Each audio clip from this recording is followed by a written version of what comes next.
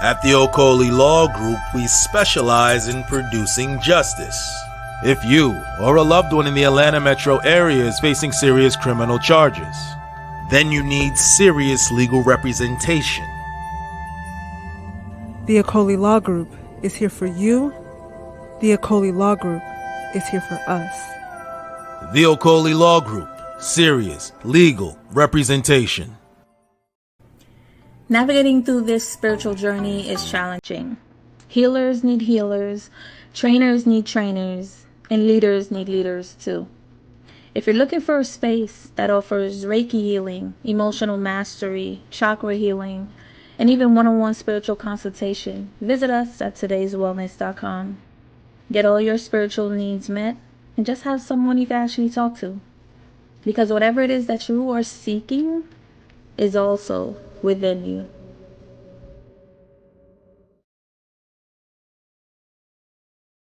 Peace, family. We are live again. Dynasty Mirror Search for Huru. Thank you all. Thank you so much for joining. Please do me a favor. Please do me a solid. Hit that like button again. Please hit that like button. Also, make sure you share and make sure you subscribe. Again, like, share, subscribe, like, share, subscribe. Doesn't have to be in that particular order, but all three action items need to be met. Again, like, share, and subscribe. We have a couple of announcements. Announcement number one, we are rolling to Benin Republic.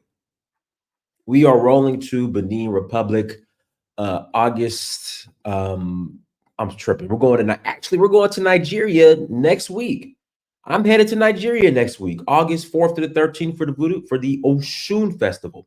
If you want to roll to Nigeria next week, if you have a flexible schedule and you want to come, please visit donfo.africa and you in there. Please visit donfo.africa and you are in there. But we are rolling to Benin Republic for the Voodoo Festival. Again, we're rolling to Benin Republic for the Voodoo Festival, January 3rd to the 12th, January 3rd through the 12th of next year. If you're interested in joining us, please visit donfo.africa. Again, if you're interested in joining us, please visit donfo.africa.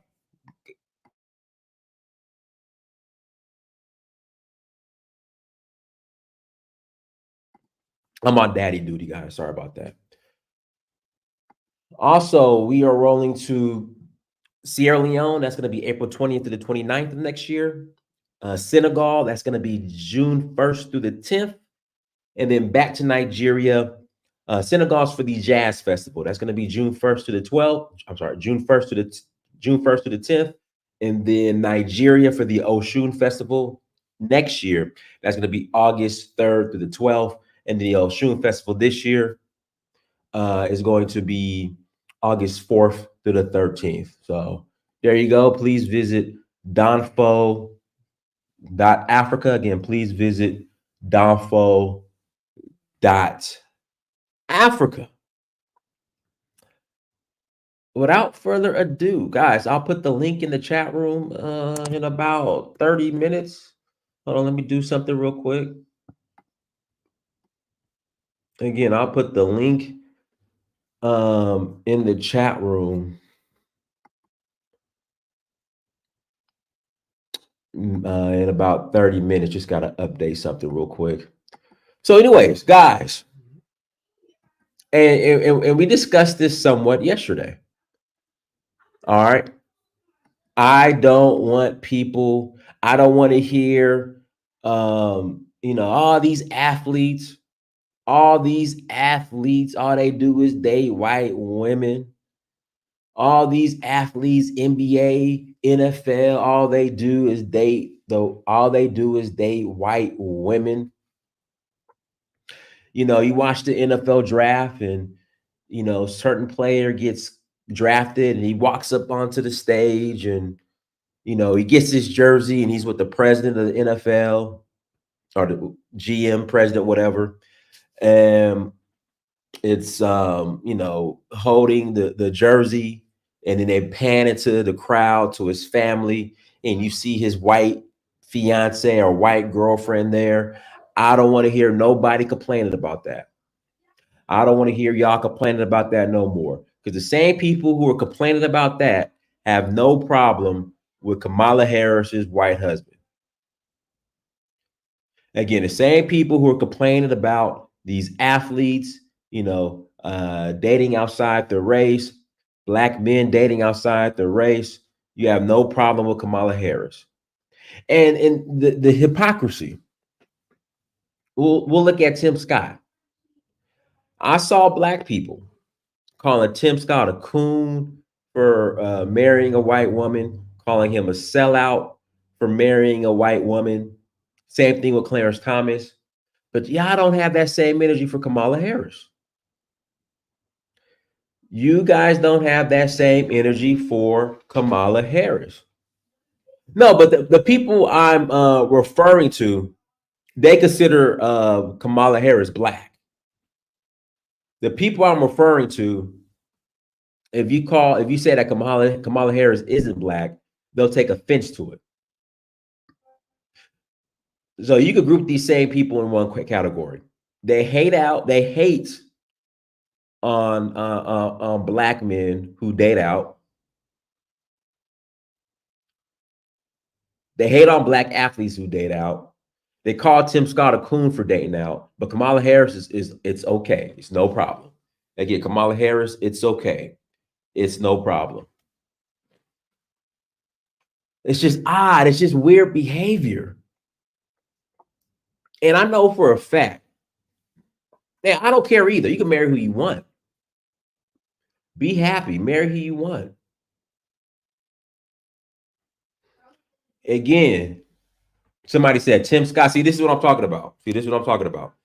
Tim Scott rented that white woman in hope of becoming Trump's running mate. See, this is what I'm talking about. So then why did Kamala Harris marry her white man? So why did Kamala Harris marry her white man? If that's the logic we're going to use with Tim Scott, why did Kamala Harris marry her white man? Help me out.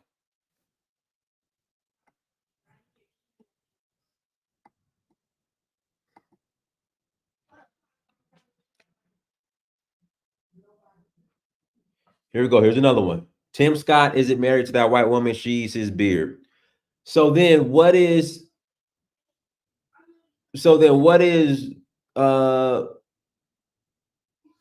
Kamala Harris's white man? Like I said,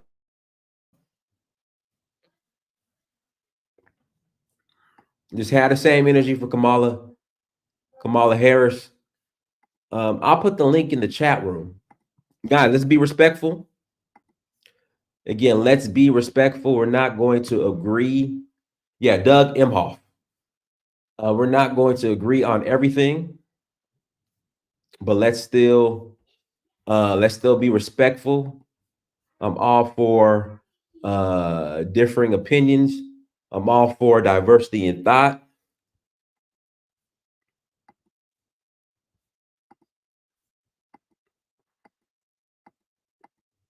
So there we go.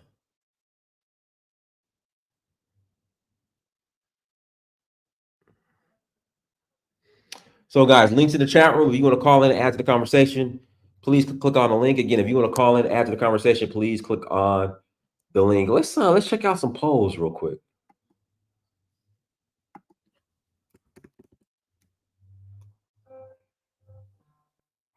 Oh, let's talk about this. What's his name? Van is it Van Jones? Is that his name? Is it Van Jones? That his name? Van Jones. There we go. Van Jones. Van Jones said that 20,000 black men are going to protect Kamala Harris. That 20,000 black men are going to protect Kamala Harris. Now, I will say this. Imagine Barack Obama had a white wife. Again, imagine Barack Obama had a white wife. And we told black women that they need to look out and defend Barack Obama with his white wife, or even black men. What do you think the response to that would have been?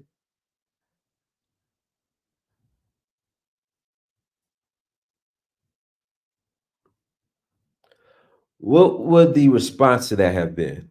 Just judging how they treated Tim Scott with his white wife, or Clarence Thomas with his white wife.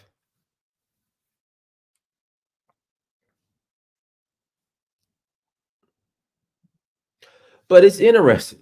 It's interesting.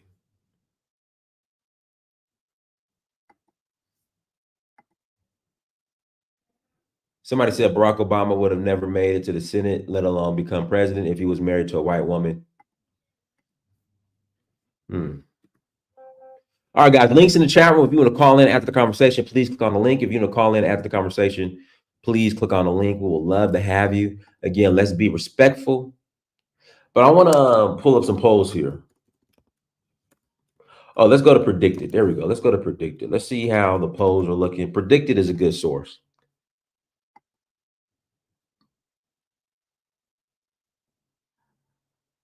Here we go.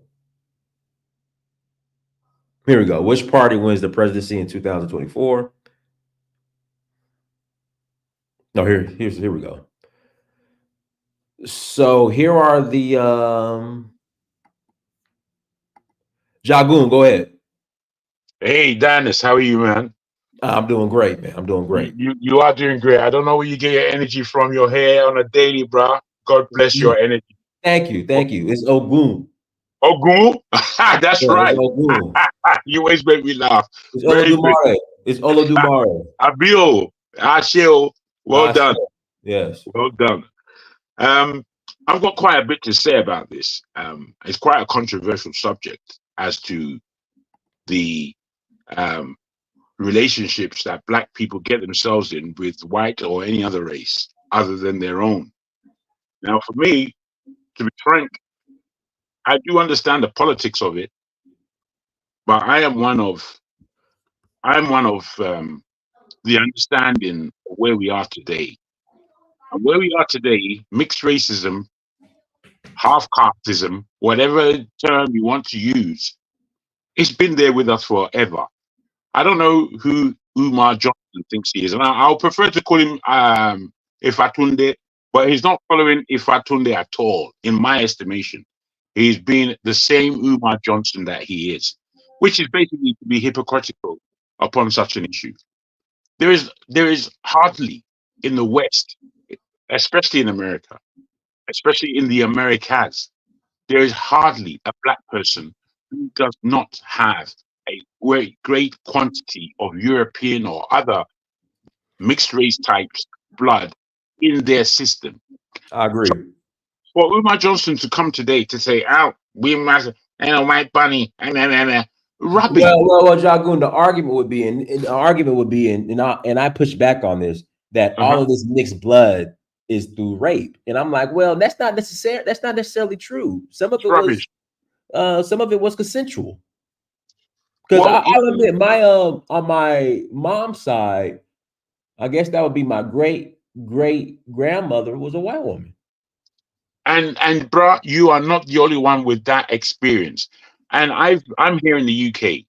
Most of the Jamaican families that I know, when their grandmom and grandson come over, they're white. And even though they speak with a Jamaican accent and they're very cultured in Jamaican traditions, they are white. Jagoon, I'll add this to it. I know a lot of Jamaicans who their grandfathers or great grandfathers were Indian. Absolutely. Chinese even. I've met all of them. Now, I look at this subject very seriously. And I look at it in terms of, yes, you see, the topmost thing in any relationship is love. And if that thing is not in there, then those people are wasting their time. I don't believe that anybody needs to close mark them, manage them, or police them in their relationship. We don't need policing. What we need is culture. Culture is what we need, because that would win against this idiotic policing that we do. It just allows us to point the finger. It allows us to get into all kind of scraps that are completely unnecessary and are not forward thinking in any measure. So you see me, yeah, I'm a black man in the UK.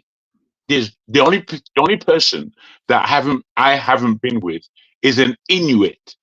Apart from that, there isn't one race that I haven't captured.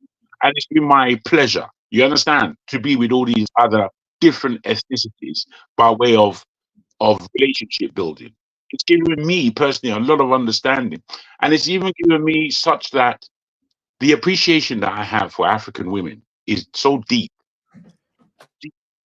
in that, you see, as I get older, when they say the darker the berry, the sweeter the juice, I'm not Mm. quite sure if we understand how real that is. Anyone who is an African and he's with somebody else, right, leave them to their lot, is what I say. They're going to have a job bringing up mixed race children.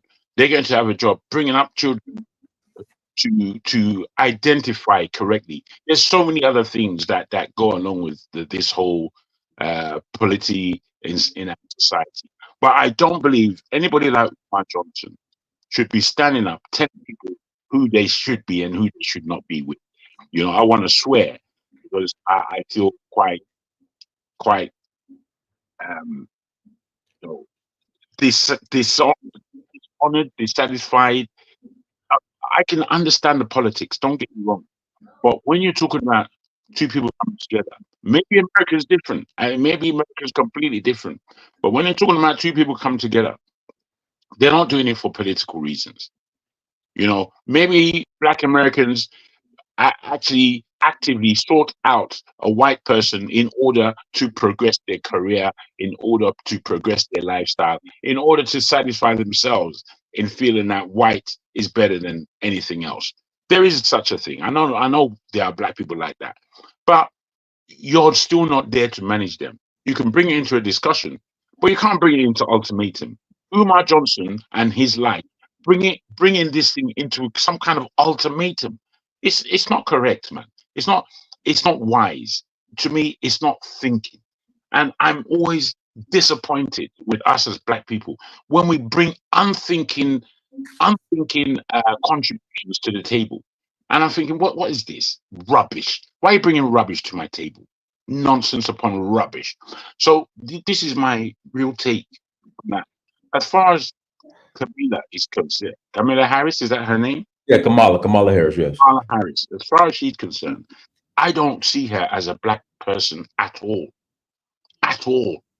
You know, um, we as people, yeah, we as a black people, we accept and include a lot within us.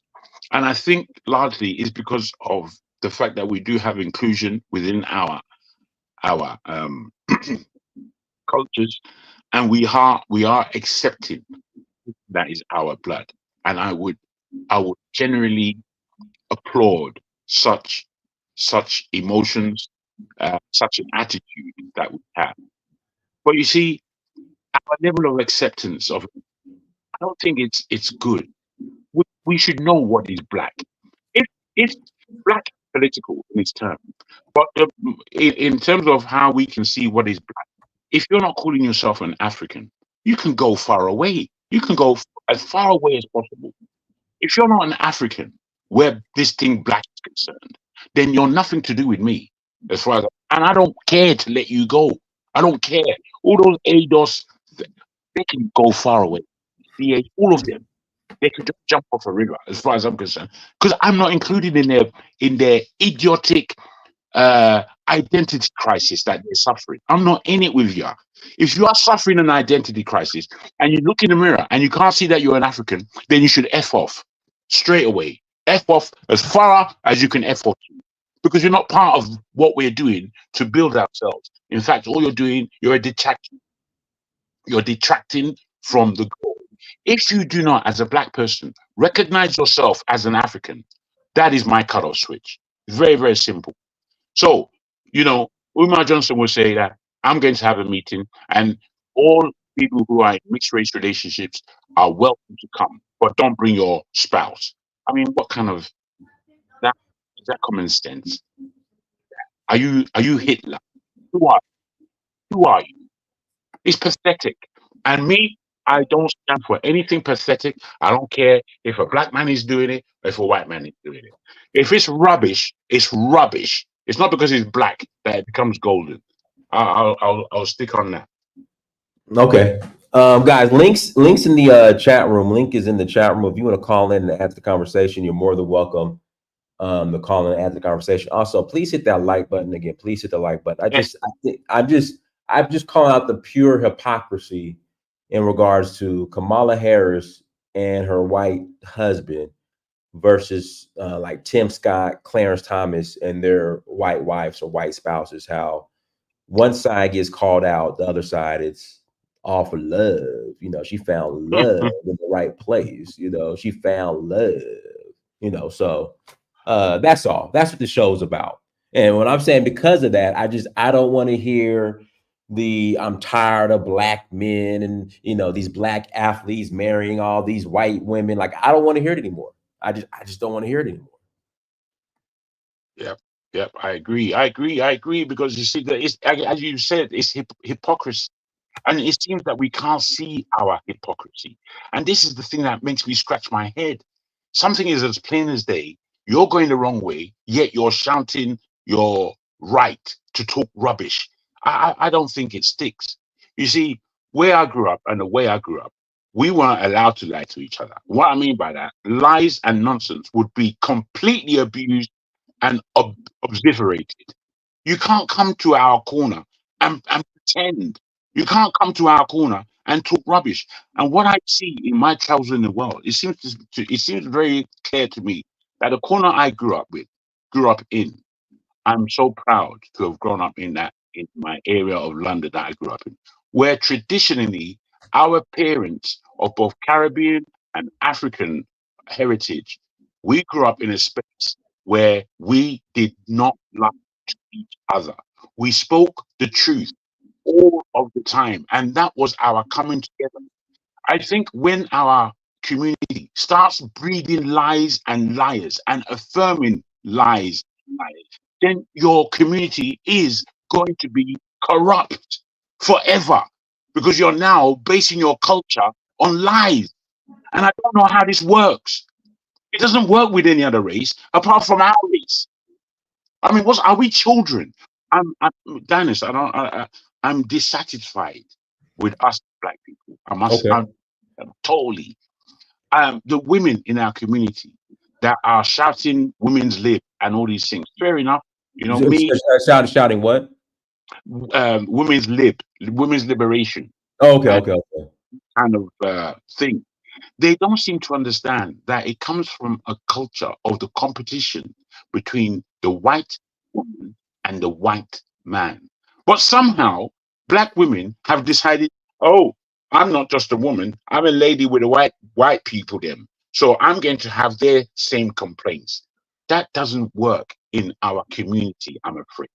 Me personally, I've got zero tolerance and zero time for this women's perspective of trying to turn the world upside down. Like it's not confusing enough already. In our culture, most of our cultures, it goes God, whatever deity you put between it, be it Jesus, whatever. But it goes God, man, woman, child. If you're not following that dictation that is put down by the Father, then I'm afraid you're going wrong. It's very simple. You're just going wrong. You see, in this institutionalized world, I'm not sure if people are aware that the Lord Creator, so as not to have confusion, He only set up one institution, and that institution was called the family. And the world is there. If you understand the politics of the last 25, 40 years, 25 to 40 years, you'll understand that there has been a aimed, targeted effort at breaking down the family. And all aspects of what we do within a relationship between man and woman is almost gearing to breaking down that great institution. Without a family in my life, if I grew up in care, or if I grew up in a family, or if I grew up without my parents, the level of identity crisis that I will be facing is immense. And right now, because of my parents, because of my parenting, because of the culture that I grew up in, I'm solid, man. Solid. No one could rock me off my boat as to who I am and how my identity works. For the last 5,000 years, I can bring you back. I can bring you back. So I don't know. I don't know how complicated or confusing people want this thing to be. Without love, it isn't working. And if you are aiming against the love that I have found with one of the 8 billion people on this planet, you can F straight off. You can go and jump off a cliff. My relationship is complicating your life. Are you stupid? My relationship, as soon as you see that I'm with a white woman, which I am not, but if you saw that I'm with a white woman and that is going to mess your whole day up, then I'm afraid if you are the one who's suffering, not me. So I don't look at life like that. You know, I am a single person at the moment. Majority of people that I've had relationships with have of African heritage. Having said that, I've been everywhere else as well, and it's just as delicious. You know, all you people that want to muck about getting involved in other people's relationship, I want to swear down this man. I'm going to take my time not to. Go ahead. Go ahead. Okay, but you guys can fuck You off. just can't see just can't say the N word. No N word. No, man, I don't use that word. That's another Yankee thing that they brought to the table, which is more uselessness that you guys have brought to the table. We in the UK, only the idiot lower generations use that because of the hip hop world. But my generation and the generation below me, we don't use that term. So they use the N word now in the UK? They use it. They use it. All those youths, you know, between like 16 and 25, you might hear someone utter, and then, you know, you might hear. I thought you guys said bruh. No, we do. We use a lot of terms. We use many terms. Yeah, we say bruv. Hello, bruv. You know, we use all these. Having said that, you know, the whole N-word display of rubbish, nonsense, and pissing off our forebears. Hey, Jagu, let me pass it to Professor Davis, Dr. Davis, who just joined us. Dr. Davis, Yes, sir. Dr. Davis, it is an honor to have you on here. It's been years. I'm so happy you're here, Dr. Davis. Thank you for gracing us with your presence. Thank you so much. Hey, Dinus, can you hear me okay? Loud and clear. Oh, great. Well, first of all, Dinus, if you don't mind, can I do a land acknowledgement? You can do whatever you want to. Sure. Just wanted to say that, yes, thank you so much, Dinus. I'm Dr. Larry Davis, and currently in the state of Maryland. And I am on the unceded territory of the Piscataway Native American nations, the Anacostions, and also as well as the Nansemond Indians. I just wanted to give reverence to the First Nations people who those folks have inhabited this land for tens of thousands of years.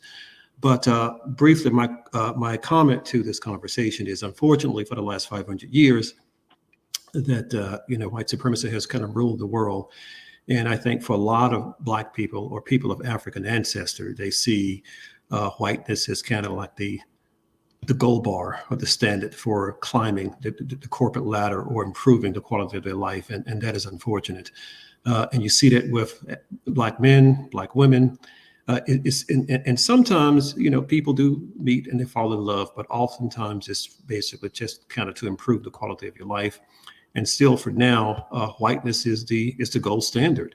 And basically that's what you're seeing. Okay.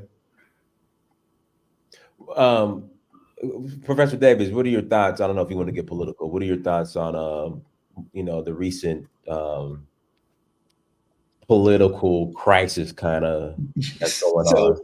You talk about with Trump and also with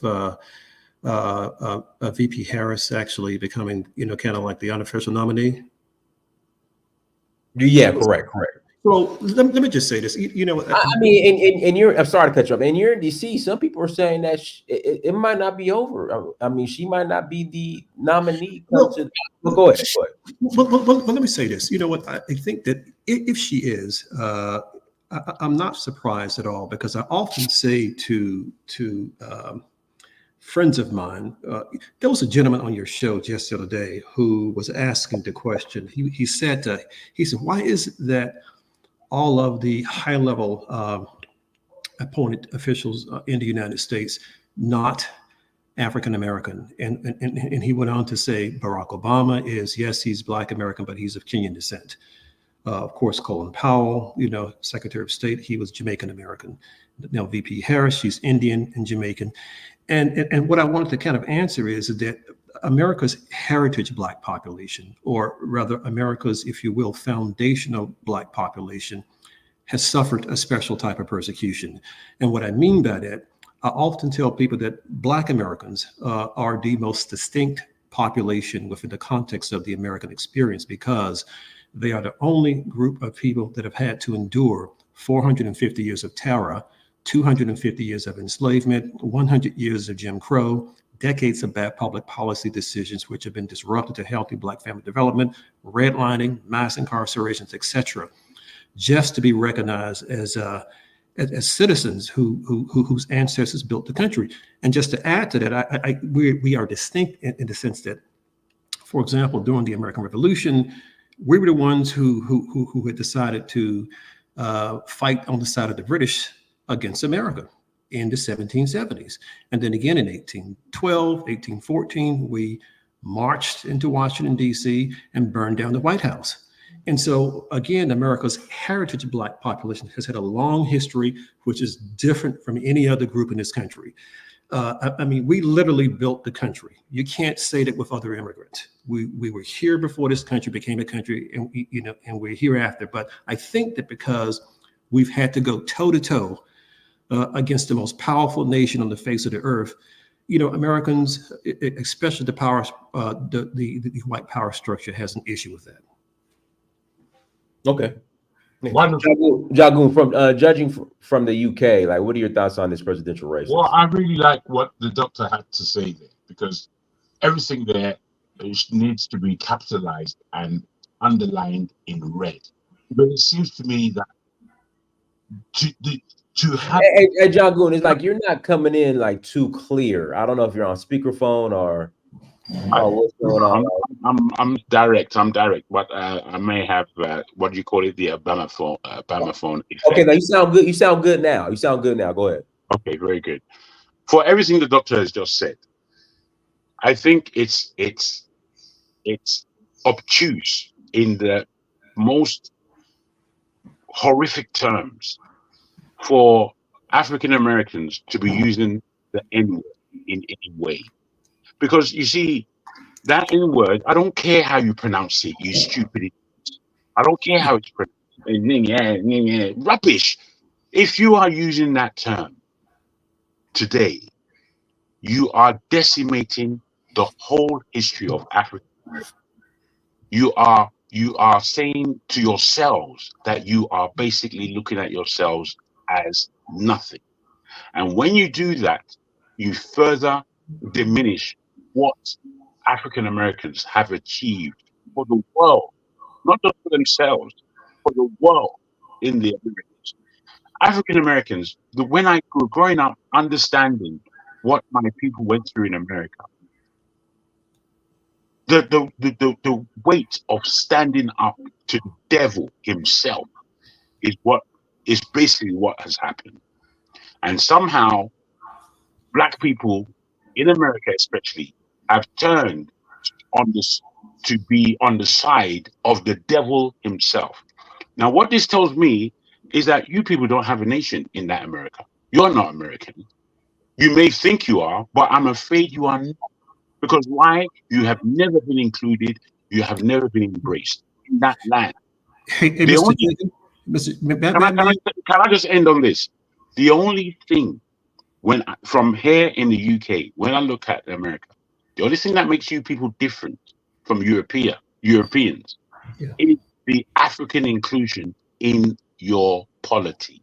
Yeah. Without the Africans in there, there is no country. So quick. Within 200 years, you were built. Without the African Americans, that's not happening. To build a new country is not an easy thing. To do it amongst different races is another level of hardship. Now, for the black people who have contributed wholly to the upstanding nation that we now see as the United States of America, to then be further discluded and then to side basically your confusion with the European, you guys are banging trouble. I'm afraid mentally you're banging trouble. You don't seem to understand the level of confusion that you are in and that you dispel. From here, when I look at Americans on TV or whatever, Black Americans in particular, I'm just thinking you guys are all crazy, off key, no culture, stupefied people. And I don't like to say these things in terms of no culture because I know You know that. what, Mr. Jacob, I often hear that from immigrants and other blacks who are, I think Black Americans are actually analyzed to death by everybody else because we have hypervisibility. Everybody is always analyzing Black Americans. There are between 50 and 60 million Black people. We are a diverse population. And honestly, I'll say this, I really believe this, and I know this for sure, is that people who are outside of America don't know us. They think that they do, but they don't know us. We are a complex Can I push back? Can I push back, bro? Can I finish what I'm saying, please? Sure, but I'm going to push back. because honestly, I find it quite patronizing. You know, I was in the UK one day years ago, and I had this British guy trying to tell me as a Black American who I was. And I was just sitting back, shaking my head because I get this from foreigners all the time, trying to tell African Americans who they are and what they should be. And I honestly don't think that you guys know that, but this is extremely patronizing and disrespectful. It really is. I need to come back. May I finish? I need to come back. Jagu, let Professor Davis finish, please. Yeah, please allow me to finish. And so we really don't need for you guys to. I would never, ever go to Nigeria or to the UK and try to tell another group of people who they are. Black Americans get this all the time. I get it because they have hypervisibility. They're in the United States. For now, the US is the most powerful nation on the globe, but we get it from everybody. I cannot tell you the number of people, Blacks in Europe, whites, everybody else, telling me who I am. And I'm thinking to myself, wait a minute here. My African ancestors have been in this country, in the United States, for over 500 years. My Native American ancestors have been here for tens of thousands of years. But I get it all the time, and I just think that it's just a complete turnoff. And most of my friends just say, okay, Larry, is just, you have to accept that these people, America is the superpower for now. And they're only seeing segments of some parts of African Americans. Not everybody. You got to let me come back. You got to let me come back to what's been said.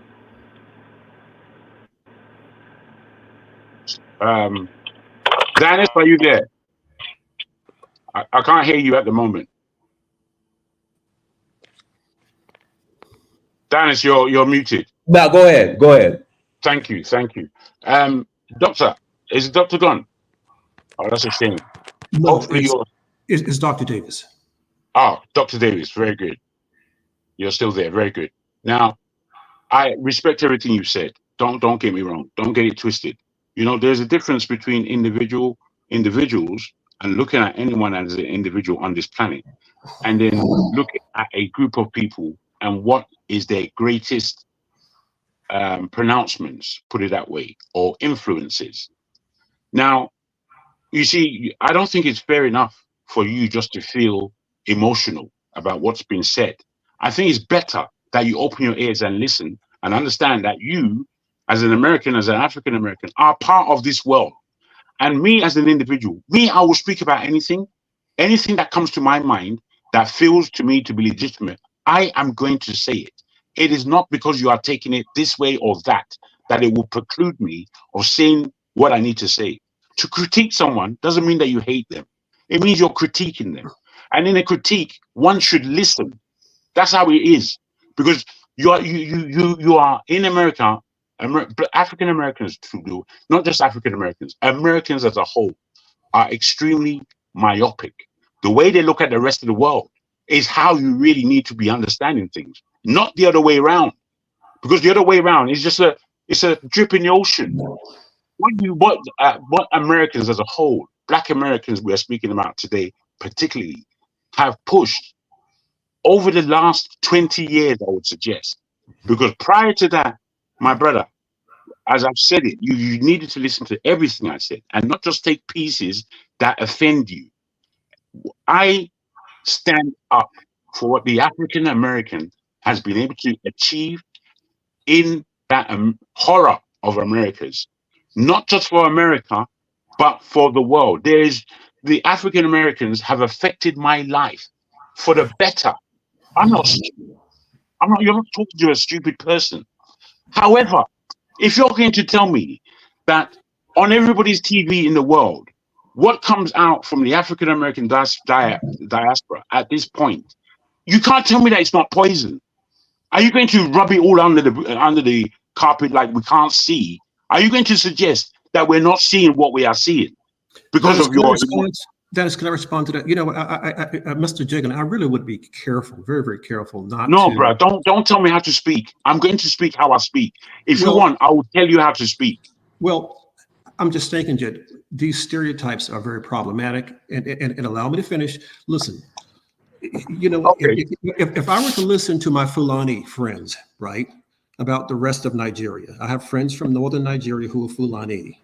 And they tell me all the time, Professor Davis, be careful of those southern Nigerians, especially those Igbos and Yorubas. Those folks are all over the globe causing all types of crime, you know, and all types of mayhem. Whoever, I tell you this. No, before you finish, let's have a little conversation. Let me converse. Let him fit. Allow me to converse with the brother. I need to finish. Now, see, do I buy into that and says these Southern Nigerians are just doing all this madness? You know that they're in prisons all over the globe. You know, and you know, and my Fulani friend says, well, we're not the ones who are doing that. It's that, and they'll say to me, well, if you look at the Nigerians and you know in America or you know in the diaspora, they're not from us. We Fulanis, we come to America, we come to the UK, we go home. But these other people, they're involved in mischief all over the globe. But do I accept that as the gospel? No, and why, you know, I would accept that you are a man of intelligence. Don't listen, when I'm speaking to you, I'm not speaking to you with disrespect. I'm not trying to mean any disrespect.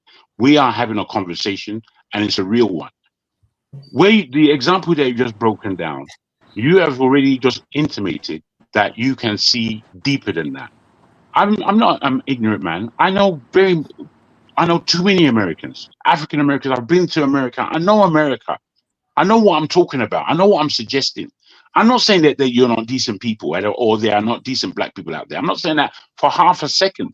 What I am saying is that the influence of the rotted, horrifying example of a culture that you guys put out is prominent. And you guys are allowing that prominence. Not me. I wasn't the one who picked the N-word to say for my brethren. We use words that make sense. We are trying to communicate to ourselves globally to understand, firstly, we are at war as a Black people around the world. We're at war, constant. Jacob, I'll land in 2 words. I will land in 2 words, my brother. The fact that we are at war and there are so many people who are excluding themselves from the war because of their premise. Many of those people are in America. The people that told us, the people that told the rest of the world that we are at war are African Americans. And African Americans have allowed other Africans to join in with this Afrocentric point of view, Afrocentric politics, Afrocentric defense. Of that, it is the African Americans who are tangibly breaking that shit down. And I don't know why our offense won't allow us to accept the truth. That is the truth of the matter. If you're going to talk about Fulani, my brother, I'm a Nigerian. I know more Fulanis than you would ever come across. And in my understanding of the Fulani, right across West Africa, not just in Nigeria, these are a mixed race, no matter how dark they are. They're a mixed race group. And they come from a hyperbolical, Arabized sense. If you're not going to accept that, then it's fair enough, because we will deal with that in Africa. I'm wondering, how are you guys dealing with your mountain of trash? How are you dealing with that in America? You're not even dealing with it, but you want people not to see it, not to have suggestions about it. You know what, Jacob? I would just argue, and again, this is just my perspective. You don't know us, and fair enough. Fair enough. You can say that. I don't mind. But I'm still saying what I'm saying. Sure, absolutely. Can I interject? Can I interject a little bit? But I don't. You are free to say anything that you want to say. But I do want to say this. I think that what people concentrate on the negativity all the time. You know what? Let me share one more thing, Dennis, if you don't mind. Go ahead. Pass the Alan after that. Go ahead. Before, can you include this? Can you include this answer to this question in your summation? Can I finish, please? Yes, you can. Yes, you can. Please answer this within what you're saying. Please answer this within what you're. Did I?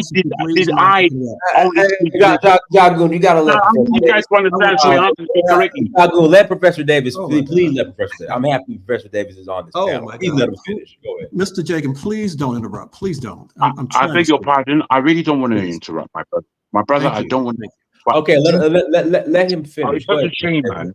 It's such a shame. Because you're going to say something. Jagoon, let him finish. Thank you. Go ahead. Right.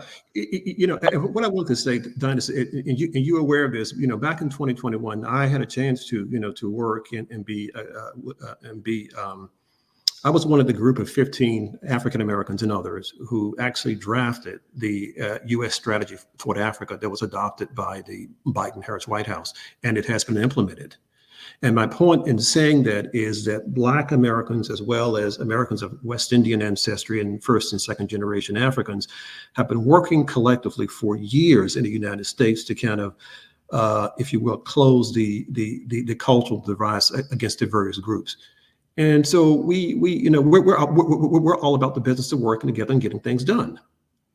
This policy that we developed, again, it was actually adopted by the White House. We, for example, we met with first the White House, and secondly the State Department, then Commerce, then a number of other agencies, and we submitted our recommendations, and these recommendations have been accepted.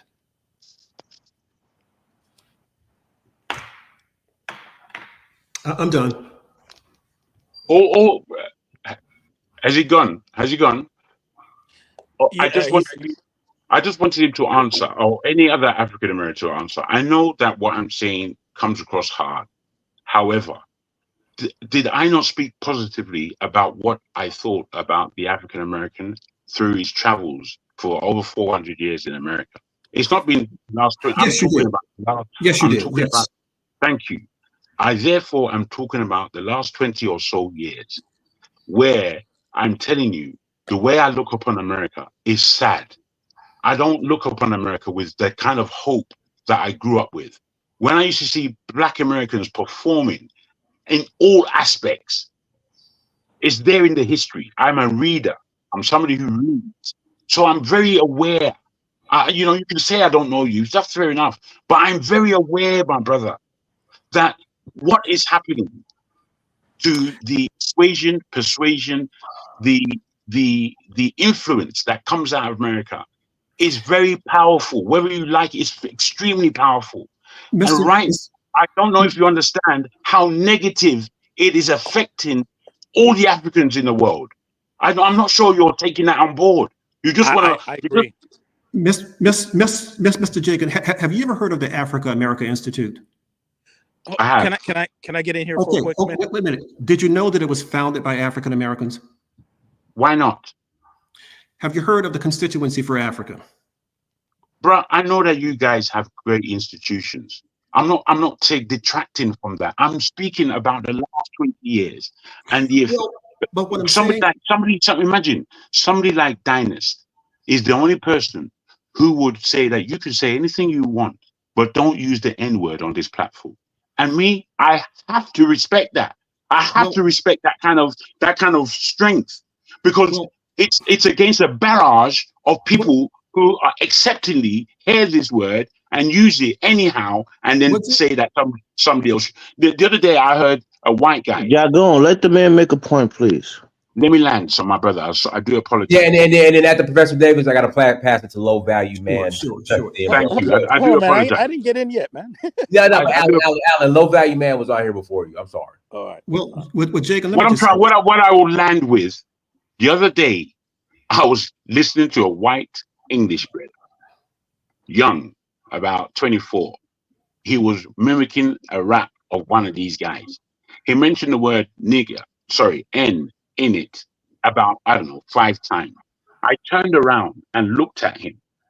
Ah, he deceased. However, the allowance is coming from where? The allowance for one white English boy to be using that word frivolously, anyhow he wants. Where does that allowance come from? Is what I'm asking. Because nobody seems to want to take any responsibility With for the. Jacob, I want to say two quick things, and then I'm gonna step back and all that. First of all, I would definitely never ever use that word, and I actually don't do it. And two more points of history that I want to make.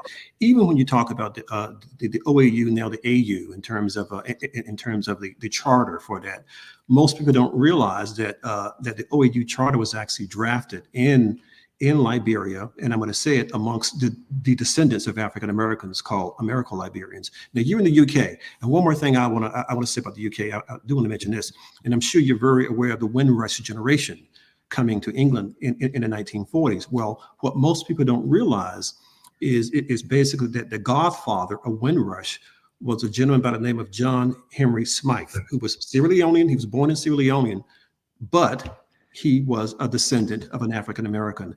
And that was the genesis, if you will, of the Black British population. It's when this Sierra Leonean of African American descent said, you know what, we're going to bring these West Indians back to the UK to begin to rebuild. Anyway, I'll stop there and let someone else speak. Thank you, Dynast. All right, no problem. Let me pass it to low value man, Dusty and Bro. Go ahead. Unmute yourself. Yeah, you guys are pretty much just fighting a losing battle. Just like the younger generation and stuff like that, they don't care about any of that. Like, if you try and like lecture them about using the N-word and all that type of stuff, they'll pull out a Glock on you, like all that type of nonsense. I'm just like, it's like pointless. Also, like furthermore, it's like this whole little like stuff about like feelings and stuff like that. I feel like it don't matter.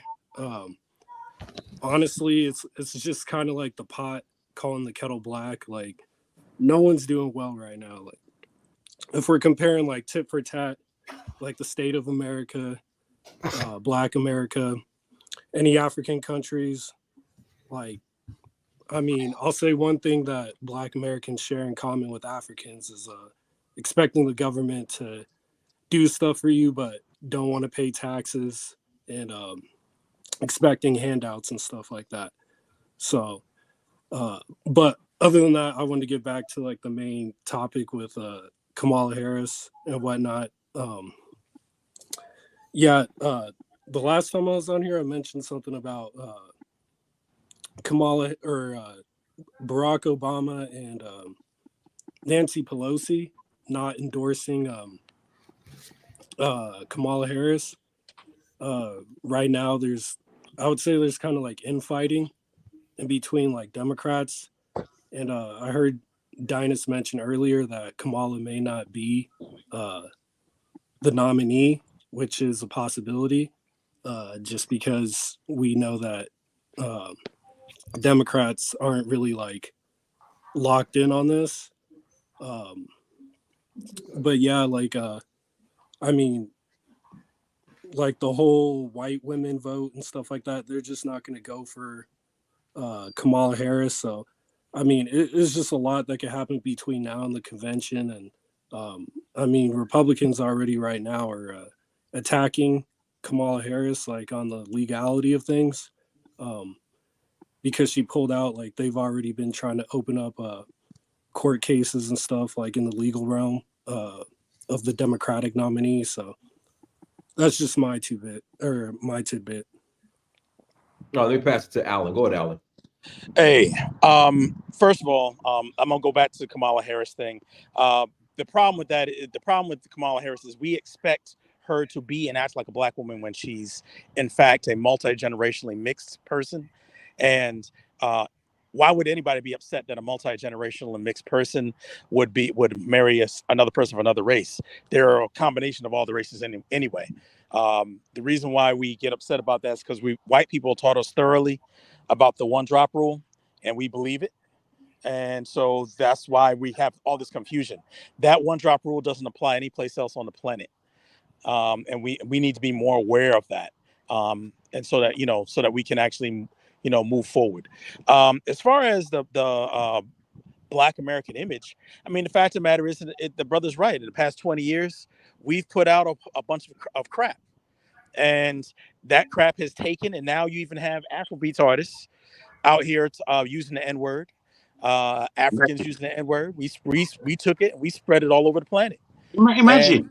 And we need to take a degree of responsibility for that. We have trap. We have Afrobeats was leaning towards trap music. I'm West Indian. We have trap dance hall. We have Trinidad soca. We have all this other stuff that's spread all over the planet, and it comes from here. And all you have to do is look at two things to show that it's true. You can look at Tubi, watch Tubi for a little bit, and you'll see exactly what the black image is. Right? It's not good. And you can watch the decline of any of our black award shows and see who's honored there. And you'll see exactly what has happened in terms of the type of things that we are putting out there into the world. Yes, we have organizations. Yes, we have great things. They're fine African-American people. They're fine people everywhere. But at the end of the day, what is put out there as our image is not good. And we have to be honest about that. Yeah. Hey, Alan, you're from the Bahamas, right? Barbados. Barbados. Sorry about that. I was about to say something else. Barbados, a great country, by the way. You know what? I do want to say this. I think that it must be generational because all this trap music, whatever that goes over my head.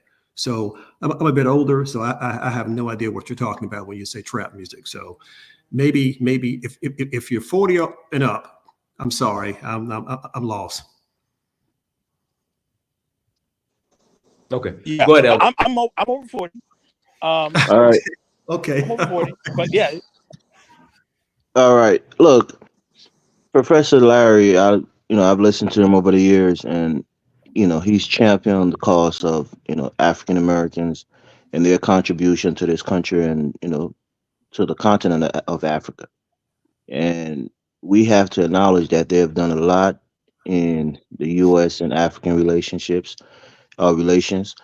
And in this country, even in the last 20 years, as you guys are saying, there have been a lot of successes, for African Americans.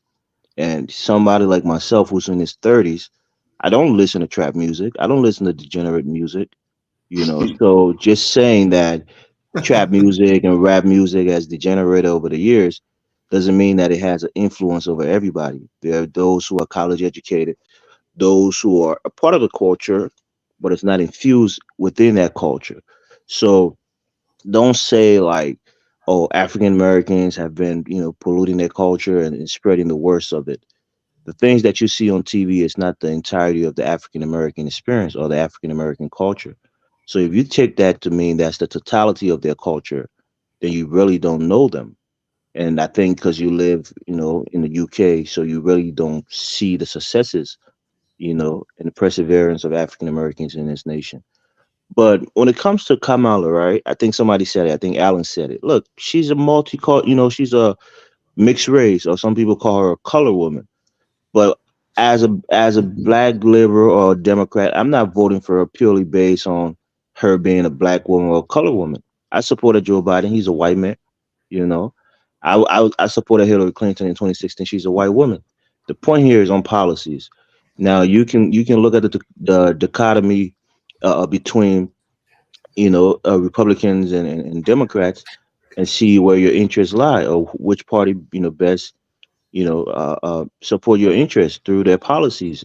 So for me, when it comes to marrying white or marrying black woman, like Dr. Umar would say, no bunny hopping, right?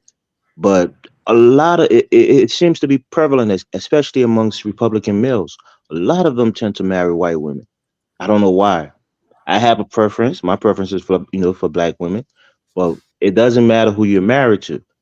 If your ideas and your ideology is based on building strong families and making sure that the black people in this nation is thriving and progressing, then I'll be for you if you have policies that reflect that.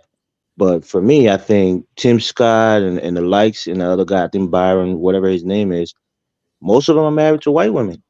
So as a black man, if you don't marry a black woman and you say you're in the interest of black people, fine. But I want to see your actions, buttress that statement. So for me, Diners, I don't mind that she's married to a white man. She dated black men in the past. Most of the time, when you get to a No, certain, repeat, Elvis, say that again. If you're a black man and you're married to a white woman, what about the interest? if your actions speak, that you support black people and your interest lies within the black community and you're doing things that's going to help black families and black people in general, I have no problem with that. But if you're on the other side and you're talking about how black people were better doing slavery and better doing Jim Crow, those are white supremacy talking points. Like what that guy said, Okay, Byron, whatever his name is. what is Kamala Harris? What is she? Kamala Harris specifically said she ain't doing nothing specifically for black people. So I'm kind of confused by your statement. No, what I'm saying is, No, but Kamala Sarah Harris, out of her own mouth, says she's not doing anything specifically for black people. She said that out of her own mouth. So that's why I'm kind of confused by your statement. I've said this before on this platform, even before then, but I'll say it again. In the United States, if you understand politics, right, it's hard for any politician to do anything for a specific race of people. It's Okay. hard. Certain policy would benefit a specific race more than others, or a socioeconomic class where a race of people may be prominent in that class. But to just come and say, I'm going to do something for the Asians specifically, I'm going Well, to yeah, do something for black people. you have the anti-Asian hate bill. Yeah, but that's not monetary. What does black people want? They want to anti-hit black people bill. No, they want reparations. They want certain things. And if you like, for example, student loans, right? I benefited from Biden student loans. A lot of black women would benefit from it. A lot of black people will benefit, but also it's going to benefit whites. It's going to benefit Asians. So most of the policies in this nation is not going to be specifically tailored to one group or one race of people. It's going to be, you know, a multicultural that's going to benefit a lot of people. Certain race will probably benefit more. So if she's going to bring policy that's going to benefit the entire nation, most black people are going to benefit. Most white people, most immigrants and Asians are going to benefit. That's how this country runs. So I don't know what you want from her, unless it's the reparation issue, which is going to be almost impossible to pass. And I think that's asking something impossible from her. So if there's a policy that you think Dinus or any other black person on this panel that is going to only cater to the black people that is passable in both, in the Senate and in the House on a bipartisan basis, Yeah, stay there.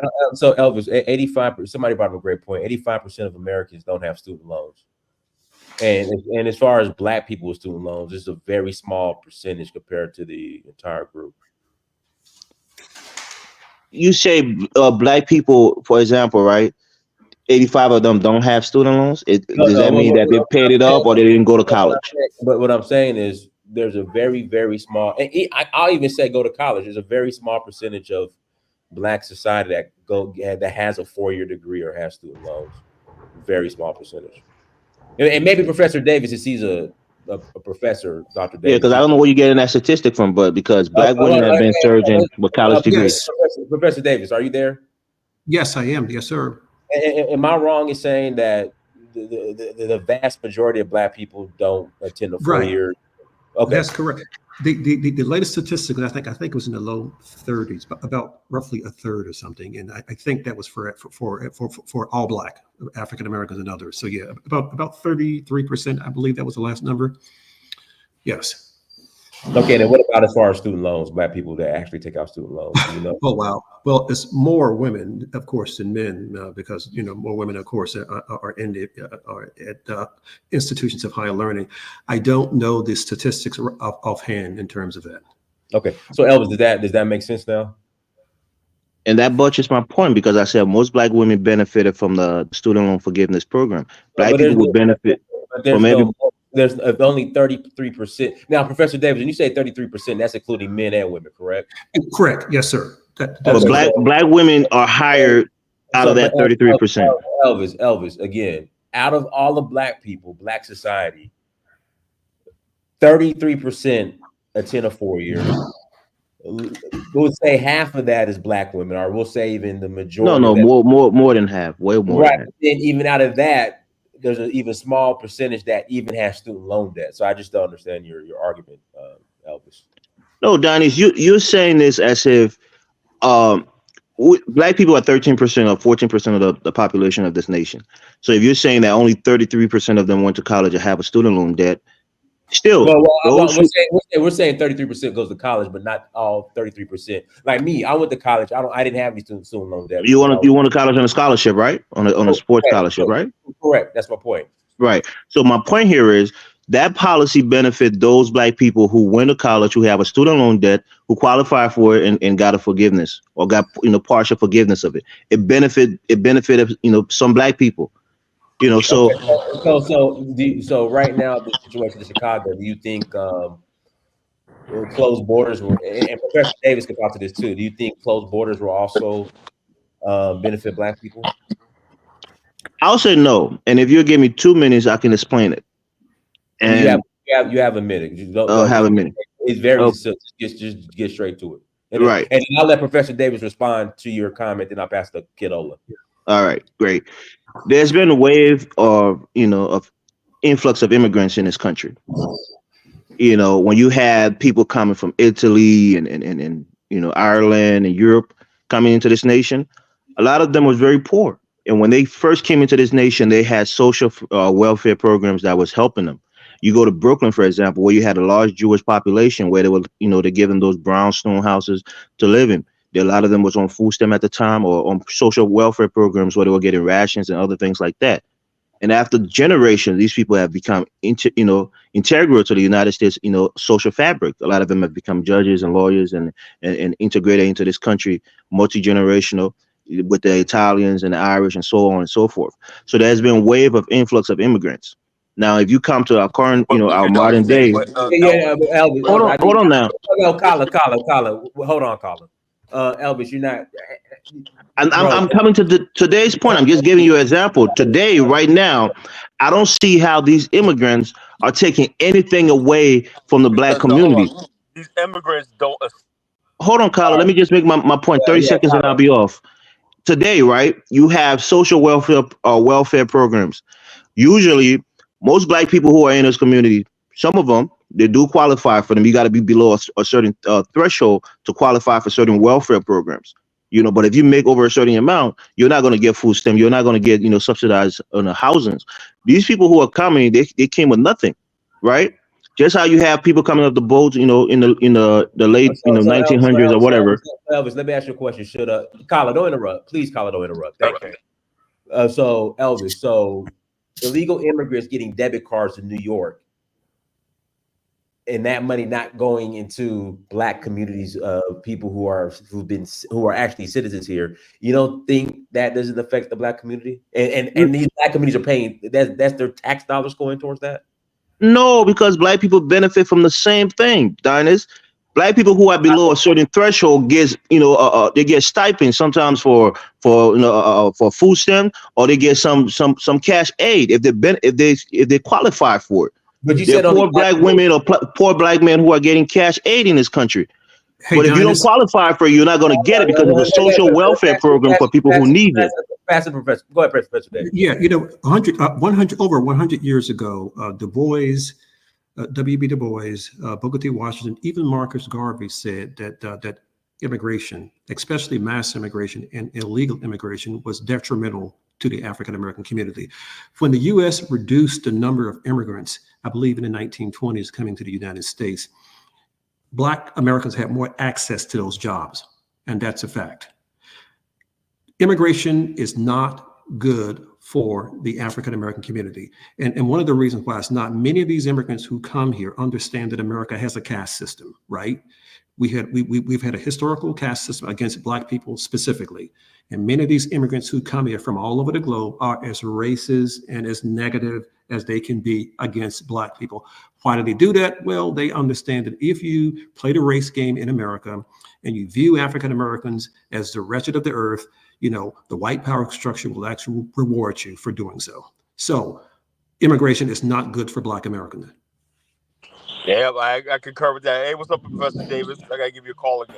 Carla, Yes, you can't sir. jump. You Okay, hold on. can't jump the queue, Carla. Oh, One mic. Let me pass it to Ola, Kid Ola, and Elvis disappears like he usually does because he can't Hey, count. Colin coming. Hold on, Al. Go ahead, Kid Ola. Okay, thank you, Dennis. You know, I really have other type of things I want to say about concerning Dr. Larry. You see, the real truth of the matter is, for Black America to achieve their goals or whatever they want in the United States, is somebody that is really Black American. I'm not talking about Black immigrants and all those things. You see, the Black Americans have to fight their way to be like what this lady is now, or be at the power of top, so that the decision they will be making that will also help them out. Because look, Obama was there. Obama doesn't have the emotions towards the Black American. He might be married to a Black American woman, but that is different from an emotion towards a community. You understand me? He's always loyal to his wife.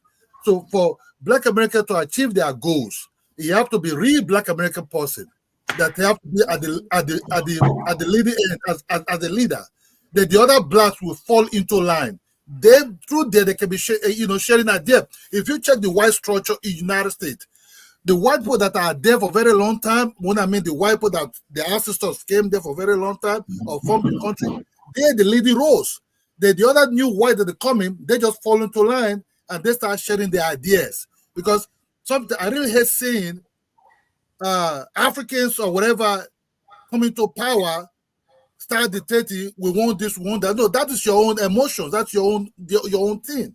You understand me? That's why when I came in, and I was also very surprised that really that the Black community that I'm talking about, the Black Americans, I'm not talking about the other ones. You know what I'm seeing? Sometimes I'm seeing a lot of fake Black Americans, maybe for South America or for wherever it is, will come over and they want to clinch themselves towards the history of Black Americans.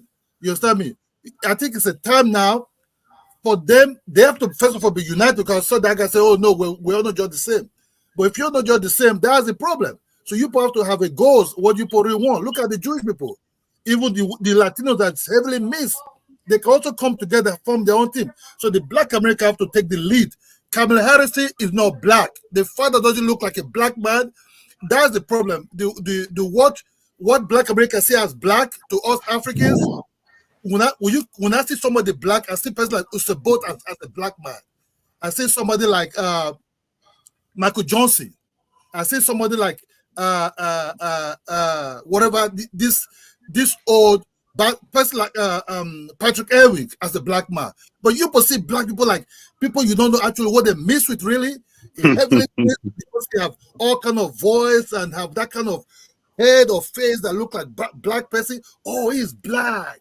He is Black, but this person actually is an Indian. So, if you go to India, they're Black. God damn, they're not Black people. Okay, they're not Black people. This is it. Bro. I'm following you. All these people that they want to get closer to what is white. That is what they're calling Black and confusing themselves and think they confuse the rest of the world. We are not with you on that. We're not with you on that mix-up bullshit. We ain't doing that shit. You lot do it. I'm not doing it with you. You don't know what is Black. It's black now. Ridiculous. You have to vote for Kamala because it's black. And that is the problem for the United States. You have to set your goals well, but you have to take the lead. It's now for people to take the lead and be that any other blacks there will fall into line. Then you people can form a code. Thank you very much, Dynasty. But how can we do that when we got someone like Elvis? Kyle, it's not your turn. Let me pass to Al Al. Go ahead, Al Al. Unmute yourself, Al Al. Al Al, unmute yourself. Okay. K2, go ahead, K2. Unmute yourself, K2. Yo, can you hear me? You're real low. Shoot, can you hear me now? I have my windows down. Yeah, you're real low. I can barely hear you. Shoot. Yeah. Just call back in. Just call back in. All right, go ahead, Kala. Okay, yeah, that's what I was saying. I was going to cover Elvis. I guess he tried to sneak on the show today. Didn't think I was going to show up, you know. And people called me yesterday. Said, "Dang, Colin, man, you gave him the Thanos treatment yesterday." The bottom line is this, right? Elvis is part of indigenous Liberians that destroyed Liberia. They go around destroying the legacy of our ancestors who built Liberia and everything. Do everything they can. Now they're in America, right? And they're trying to do the same thing, you know. They're trying to do the same thing. What does Black America have to do with Kamala? Why are we giving Kamala and all these people a free ride to the White House and everything on our backs, on the back that all these programs? We don't bet. Black America does not benefit from anything they talk about. Student loan forgiveness, open borders, all that stuff like that. We do not benefit from. So why are we supporting it? If you're a person that's seeking permanent refugee status, asylum, everything, I get you. I see why you are, but we don't have. That means we have to go for it. And all of a sudden they say, "Well, what Black people want?" Maybe if you poll Black people enough, Black people are satisfied what they got. You know, we don't need anything like that if it's going to cost us. And another thing is this: what I'm tired of is this: everyone thinks they're entitled to America. In other words, basically, what I'm trying to say is this: there's no incentive for anybody like Elvis to go back and fix his country. Because as long as basically you could get asylum just come from a failed country, they can keep flooding you here. Asylum is supposed to be for persecution purposes. Now it's economic. Now if you fail, you make stupid decisions and you fail and you're foolish people and you can't get yourself together, you say, "Oh, we just fled to the United States seeking asylum." No, it doesn't. America doesn't owe these people anything. And what you have is a parasitic class of people in this country that have no allegiance, no anything like that. It's always everything Elvis talking about is what he can get. When you look at the MAGA people, at least they talk about preserving their country and fighting for their country and everything like that. So they got that down pat. And I look at the other side, all the thing about is how they're gonna destroy the country from within. How they're gonna make it multilingual, how we're gonna make it multicultural, multi-gender, and all this kind of foolishness that's going on in America right now. You know, we're supposed to, and they think Black people, we're stupid. We're supposed to co-sign all this. No, it's not going to happen. All right, let me pass it to Kamala versus Trump. Go ahead, Kamala versus Trump. Unmute yourself. Kamala versus Trump. Unmute yourself. Okay, I'll pass it to Chukwu. Igwe, go ahead. Salute. I just got on the panel. Thanks for having me. Okay, I'll pass it to. I'm right here. Go ahead. I'll pass it back to Kamala. I'll pass it back. Hold on. Let me already pass it to Chukwu. I'll pass it back to you when he's done. Go ahead, Chukwu. No, go ahead. You go first. Go ahead. All right, Kamala versus Trump. Go ahead. Kamala versus Trump. Unmute yourself. Kamala versus Trump. Unmute yourself. Kamala versus Trump. Unmute yourself. So if Kamala versus I'm right here. Turn off the playback. You got to turn off the playback. Kamala versus Trump. Unmute yourself. If you got to turn off the playback. I'm right here. Okay. Professor Davis, anything you want to add? No, I just think that, Donis, let me just say this here. And I know that this is the topic here, and Mr. Jagan was talking about, African Americans not really belonging to America. Well, as you well know, Donis, to be a bit personal with my own self, I am linked to 3, if you will, First Nations communities in a certain state. And First Nations communities in another state. And what I want to say, some of these groups are federally recognized. And so now, as I look deeper into this history, and some of my family are already enrolled, I'm considering, becoming a part of this because they're tax exempt. These particular communities have fought the U.S. government to kind of maintain a certain lifestyle and community. And so, this actually gives me a real tie to this land called America, not just because I'm of African ancestry. Yes, I understand that, but also too, it gives me link to America because of my indigeneity as well. Okay. Can I quickly say, not against that. You made yourself very clear. It's yourself in a personal.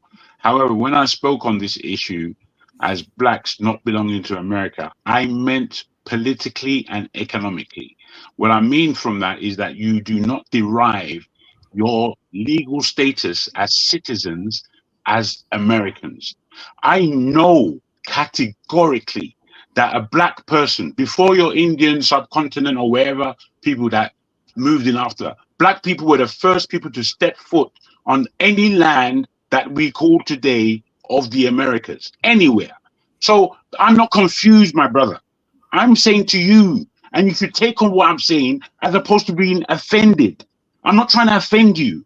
I'm trying to say that what over the last 20 years, Black America has been putting out against the world is being poisonous, a poisoning influence. If you wish to accept that, fair enough. If you don't, fair enough. But that's the case. Secondly, I'm saying that we as Black people are supposed to be claiming ourselves as one. But we can't do that because we keep diluting the issue.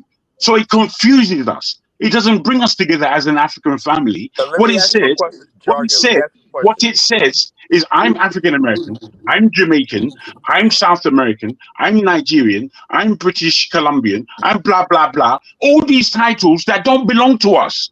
If we can understand that we Jacob, simply, let me just say Then this. why is it when people come let me here, they land. hold on, they hold Okay, on to hold on. the past? One mic. Jagun, you got 10 seconds. Please Thank you. land. If we can understand that we are simply Africans in different parts of the world, we'll be closer to the truth coming Okay, together. let me pass it. Go ahead, Professor Davis. I'm passing the truth. No, well, what I was going to say, Don, is that concept of a collective African identity does not emerge on the African continent. It really comes from the Black diaspora. And I It think that does. the Blacks. So what? So what? So what? Jagun, let him If finish. it's real, it's real. Let him. Go ahead, Professor Davis. Mr. Jargon, I really appreciate your passion, I do. But my point is that African Americans or Blacks in the diasporas had to do this. We had no choice. And if we were going to survive, if you will, as a people, we had to reinvent ourselves. And so we collectively called ourselves African because that's where our ancestors came from. I think that's okay. Look, what occurred in the New World was an ethnogenesis, right? And just a brief bit of history. What we call an African American, literally there were dozens of African ethnicities from as far north as North Africa, Northwest Africa, West Africa, Central. Listen, I tell people, when you look at the Harvard research and see the enslaved African captives that were brought there, they were from all over the continent. The five major groups, the five major ones that came to what we now call the United States were, of course, the Mandingo, the Ashanti, the Igbo, there's one that I'm missing, and the Fulani. There are many African Americans.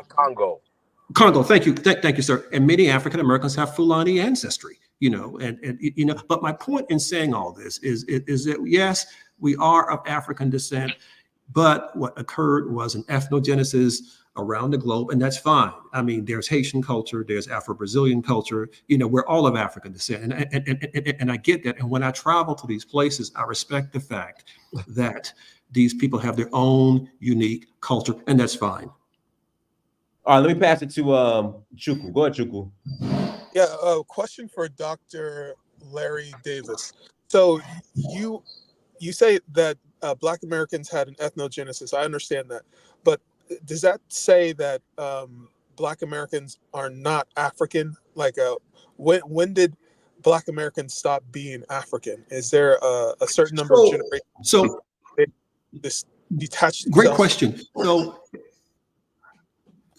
So an ethnogenesis occurred in Jamaica. It occurred in Brazil. It occurred in Haiti. You follow what I'm saying? 500 years, these people have developed their own culture. Are they of African descent? Absolutely. Are they culturally African? Well, maybe the Caribbean is more so than African Americans, but that's fine. And I can accept that I am a Black American. I have no issue with that. I have Nigerian American friends. They are culturally distinct. Okay, you They mentioned are earlier. they're not. Yes. Sorry, you mentioned Go earlier ahead. too I'm that sorry. you had a connection with first world, what was First Nation communities. No, First Now, Nations. First Nations. So yes. yeah, but my question is this. So do you consider yourself Native American or Black, or like do those two things converge? Like, is Native American a race or an ethnicity for you? I'm African. I self-identify personally as just a Black American. Again, I do have indigenous roots on both sides of my family in double-digit numbers. So and some of my First Nations folks are some of the nations are federally recognized, meaning that the U.S. government deals with them from government to government. They are independent sovereign nations, and as a matter of fact, they don't pay taxes. Right. So, but my question is Let me, if I could push back, and me and Professor Davis, we talk about this all the time offline. So I have indigenous blood too. I have Irish, I have Scottish blood too. I don't claim none of that. I'm blackity black, African, black, Nigerian, Sierra Leone. So sometimes I push back on Professor Davis and say, hey, why don't you claim the Irish side? Because the majority of Black Americans, we do have a European admixture. Wonderfully said. That's Wonderfully true. Well, you know what, Dinus, to be very perfectly honest with you, I just prefer to, to self-identify with my African side and my native side. I'm just being honest. That's just me. I just think whilst everybody. Hold on, Jagu. Hold on. Chukwu, are you done? No, I had one more question. Go ahead. Then after that, I got past the Kamala versus Trump. Go ahead. Right. Do you think this contributes to a identity crisis? This ethnogenesis and not knowing exactly you're an amalgamation of this and that, first world nation, Irish, this, that. Like, does this contribute to some kind of like a psychic wound or? Not at all. Not at all. I honestly, let me just say this. I think that what has occurred in the United States and what if you will, the people that we call Black Americans are a miracle. I'm serious. We went through hell and the most powerful, we had to go toe to toe with the most powerful nation on the planet, and we still survived, and we're here. We're 55 million people survived. We are predominantly of African ancestry, but and let me just say this one thing. With African Americans, look, we can look like Adam Clayton Powell, or we can look like Michael Jordan. For the most part, most people just say that they're African American. That's it. Right, but the fact that a lot of Black Americans, they don't know if they're Black Hebrew Israelites or ADOS FBA or Moors or some other. Well, that's not the majority of us. Like, that's not the majority. This is online. This is online nonsense. That's not the majority. Honestly, social media has done a disservice, and again, I think what happens is that people think that they see all the garbage of Black America as if that's the dominant culture. My God, I mean, some of the stuff that we're talking about today, I because I'm older, none of the people that I know are engaged in this nonsense. But again, social media, what do they want to do? They want to push the nonsense, and that's what sells. I mean, have any of you guys ever heard of Yali? Nope. Okay. How many have heard of the Fulbright Scholarship? Okay, yeah, I've heard of that. Let me stop and say this. I am with an organization that's called the Constituency for Africa that actually drafted the U.S. policy toward Africa. We created YALI, which stands for Young African Leadership Initiative. You know what YALI is to Africa, what the Fulbright Scholarship is to the United States and to the globe.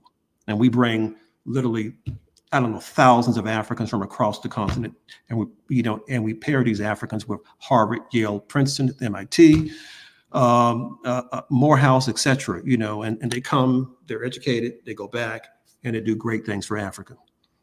No one's ever heard of it, and guess what? The drafter of this particular program was an African American. Obama called him. He says, "Hey, I need something for Africa." We did that. No one's look at it, and no one's on the platform has never even heard of it. That's not helpful. Unbelievable. I celebrate that. I will celebrate that. These are the things. These are the things that we are looking for, my brother. Which is why I'm saying, over the last 20 years, why has it been so allowed for the dross to have such a sway on the polity of what is African American? Why? Because I know that these programs exist. I myself am involved in business and government. I understand what programs are. I understand how powerful they are. But it is us that have to make it accessible. It is us that have to market these things. We can't just, you see, I believe that we are sitting back, and when we're sitting back, we don't want to be asked to get up and be stronger. It's like we don't want to be asked to do that. I am asking us to come together as a collective. You may think I'm just critiquing or I'm just being flagrant, but I'm not. I'm saying to you. Hey, Jagan, are you familiar with Rick Lewis in the UK? Bro, just let me land so you get me right and know how you're communicating. Because I'm communicating to the tune of the responsibility that we have as Africans globally. Now, it may be that the level that the Black Americans have carried the whole Black world into the intellectualizing, into the historical, into the pronouncement of self, into the joining of spirits amongst Black people. The Black Americans, African Americans have done an exemplary job. I want you to understand that. However, if your guys are tired and it needs handing over to anywhere else in the world for Black people, for a Black leadership to take place in this world, that should be what we are looking for. And we don't need to claim, oh, he's an African American. Oh, he wrote this. Oh, he's an African American. I don't give a damn. He's an African. And that's the end. All this kind of thing that you want to claim something. Why are you claiming? Anything that you take in this world, you are not, anything that you give in this world, you are not taking on the way out. So we are having to put in. And as we put in, we have to do it with a degree of dignity, a degree of glee for our people, Bruh, we are breaking down. In this England that we are at, the Black community in the UK is more or less useless to the planet. Yet, when I, as a Black British individual, take myself to any part of this world, you know what? I am highly sourced after. They want me. They need me. When I'm in their business, I make their business grow. I see that as the effect we have for every Black British person. But the confidence just isn't there. What they do, they rely in their horrid negativity that is just spinning their mind. And I'm saying to you, sir, that African Americans are guilty of putting out a lot of this poison. And if you don't want to take that on board, I don't know what to do. How do we communicate with each other if we can't tell ourselves the truth? What's wrong with us? Are we not men? Hey, Jake, and I just want to say one more point. Rick Lewis, who is in the UK, he's the founder of Tristan Capital Partners, which is the largest Black business in the United Kingdom. And he has an organization that's called the Black Heart Foundation, which provides all types of scholarships to young Black British people. Okay, let me pass it to Kamala versus Trump. Are you ready, Kamala versus Trump? You there? Kamala versus Trump, you ready? Okay, guys. I'm right here on the show. I'm here. Okay, go ahead. There's someone in the background making some noise. Go ahead. Go ahead. I'm muted. Go ahead. Dynast. Yes. I understand there could be concern with immigration, but it's already been detailed past the last two census that the United States is only going to grow population-wise through immigration. Furthermore, I did actually, there is a program that was just recently uploaded to YouTube from CIS here in the United States. And there was a researcher who, Hey, Kamala versus Trump. It's like you're washing dishes or you making a latte. no, I'm not, that's not me. You sure? Yeah. Everybody else is muted. Okay, go ahead. Go ahead. I don't know where that's coming from. I have no clue where that's coming from. That's coming from you. Okay, just go ahead. Oh, sorry about that. I did not. Sorry about that. I don't know. Anyway, Dynast, there was a corollary argument that immigration throughout the past from the 19th century, so basically after the Civil War, and those few periods where there was, by 3 periods within the United States, where there was immigration, this actually was detrimental. This is the argument that I just watched against Black America. I don't completely understand how that would be the case, but when there are making corollary arguments that immigration. Hey, Kamala versus Trump. Like, can you stop washing the dishes? Like, what are you doing? I'm kidding. You know, I'll maybe it's something I have open, but it's I'm here. It's here. I'm not sure, but I'll try to. I don't know what's going on. I'll look for it. Sorry. Al, go ahead, Al, mute yourself. Yeah, sorry about that, Dynast. Earlier, I went away from the stuff, but yeah, you know, great conversation. Thank you for letting me on again. First of all, you know, my take on couples that are married, to whether it's a black man married to a white woman or a white woman married to a black man. It all depends on the person that they're married to. You know, if you're married to a white woman, for example, who obviously got children with that woman, you know, it depends on where their interest lies. It's all about interest, right? You know, whether it's a black woman you married, you know, it depends on that woman's interest.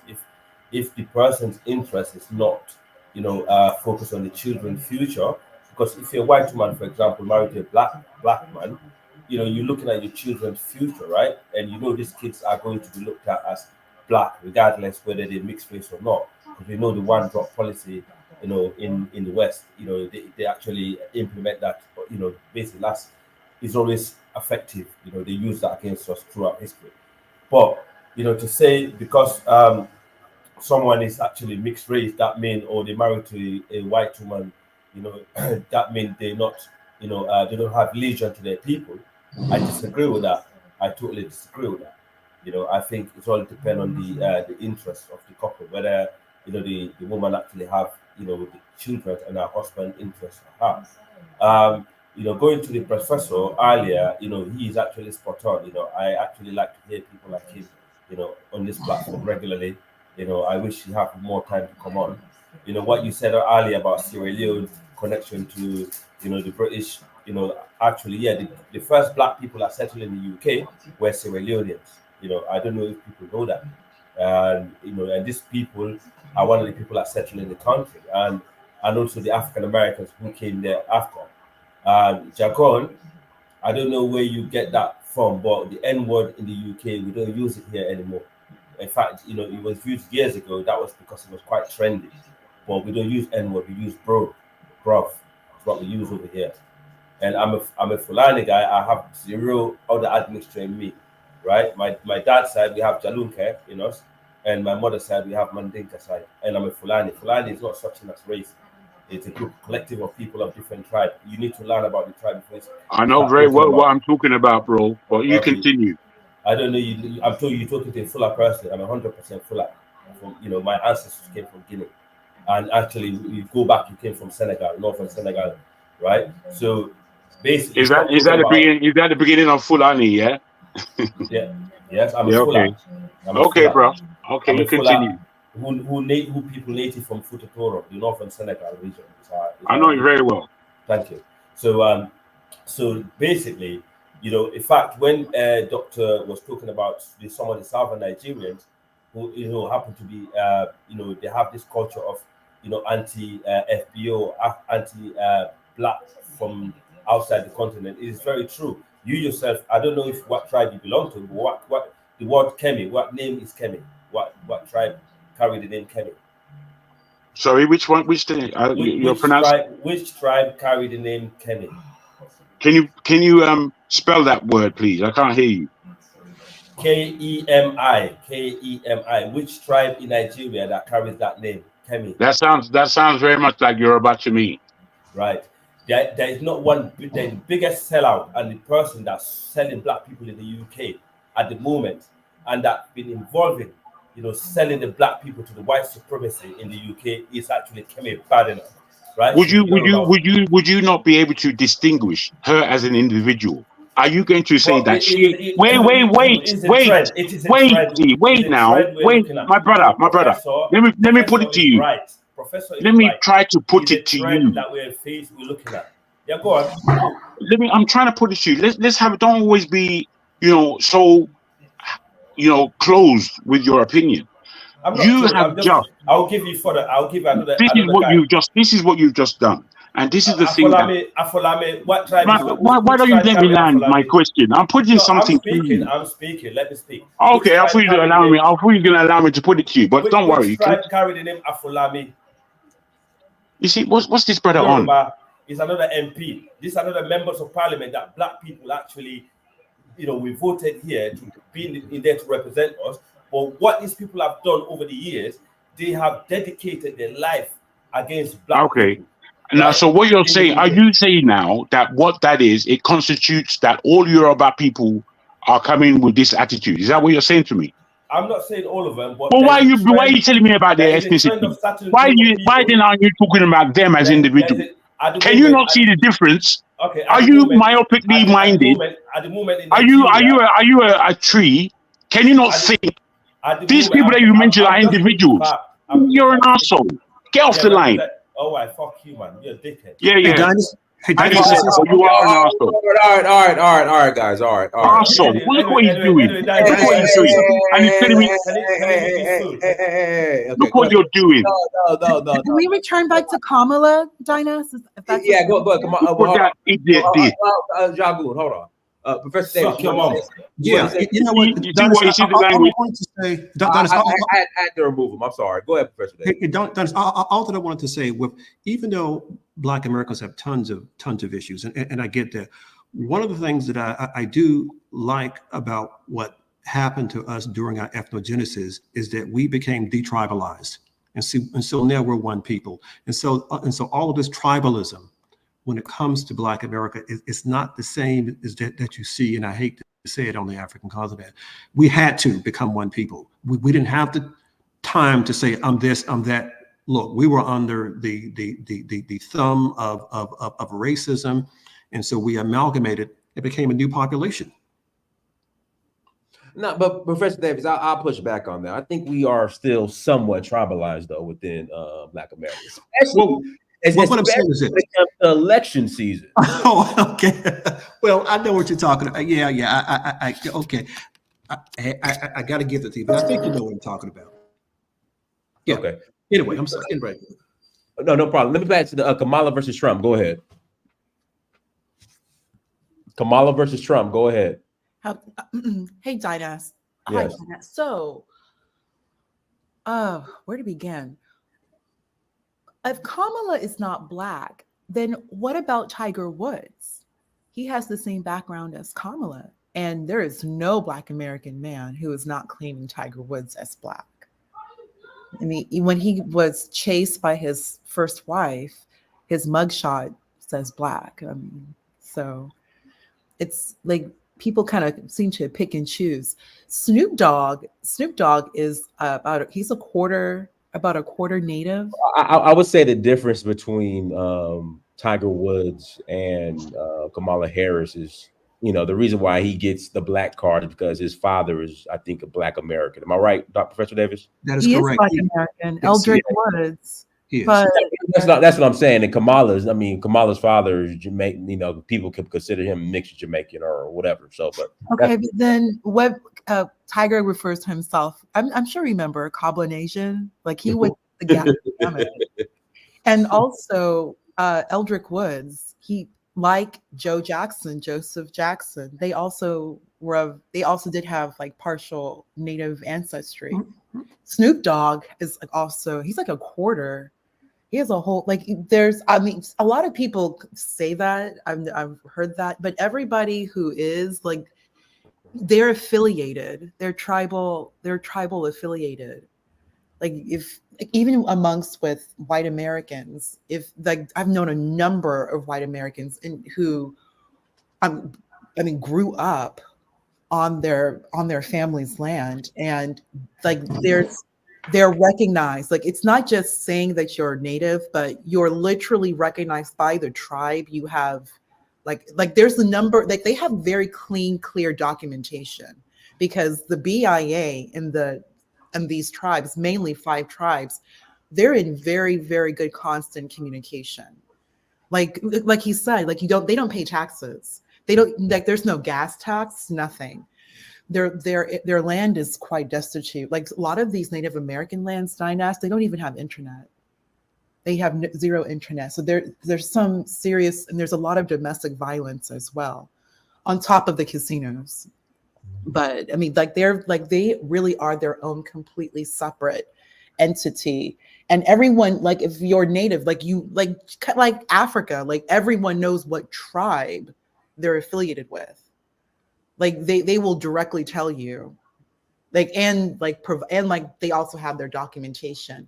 So like you hear, like I remember, other people, yes, you have a very vast background, but like like I kind of said this before, like Black American, like it's very clear and and unique. So it does kind of lend the question, like you kind of pick and choose how you identify, from a phenotypic standpoint, from aesthetics. Like if you look a particular ethnicity or race, then it just makes sense to go by to refer to yourself as such. But like you do have to wonder if it is an ethnogenesis, but then why not identify with all of the various backgrounds? Because the Americas is essentially a mestizo population. Everyone, like you do see like the 3 major backgrounds: the Amerindian, the African background, and the European background. So like basically everybody to various degrees. But then there are some few who do recognize, their ethnic affiliation. Like we do, we all know, many people know the background of the Irish in the United States. But to this day, you will see great deal of cultural, gratitude, excitement to be Irish. Like you will see that even when the Habib and Conor McGregor fight, you had when Conor McGregor was fighting Floyd, notice that white people, even though Floyd's the American, they were 100%, very much in support with their Irish background. Conor McGregor's not American.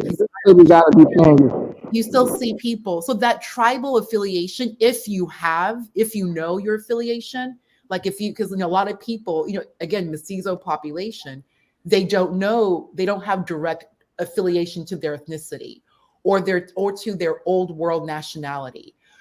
White people of German descent, they know they're German. We have German towns throughout the United States. There's celebrations in October. So yes, you're American, but white people, like the largest ethnicity that contributed to white America is Germany. And that's in Brazil and in the United States. Then to the lesser extent, you do have the Dutch, the French, and then of course we know about the Spanish and Portuguese with the Southwest and the Southwest Spanish Florida. But when we're looking at the United States, there's really only a handful of these European nationalities, really ethnicity. Hey, can we get it back on Kamala? Yeah, but what I'm saying with Kamala is that Kamala is just now new world. She really is. Yeah, Tiger's father is Black American, but her dad is Jamaican. Like her dad is of Jamaican ancestry. Okay. And it's been a while. Like people are just not going to dismiss that. I'll go ahead and land.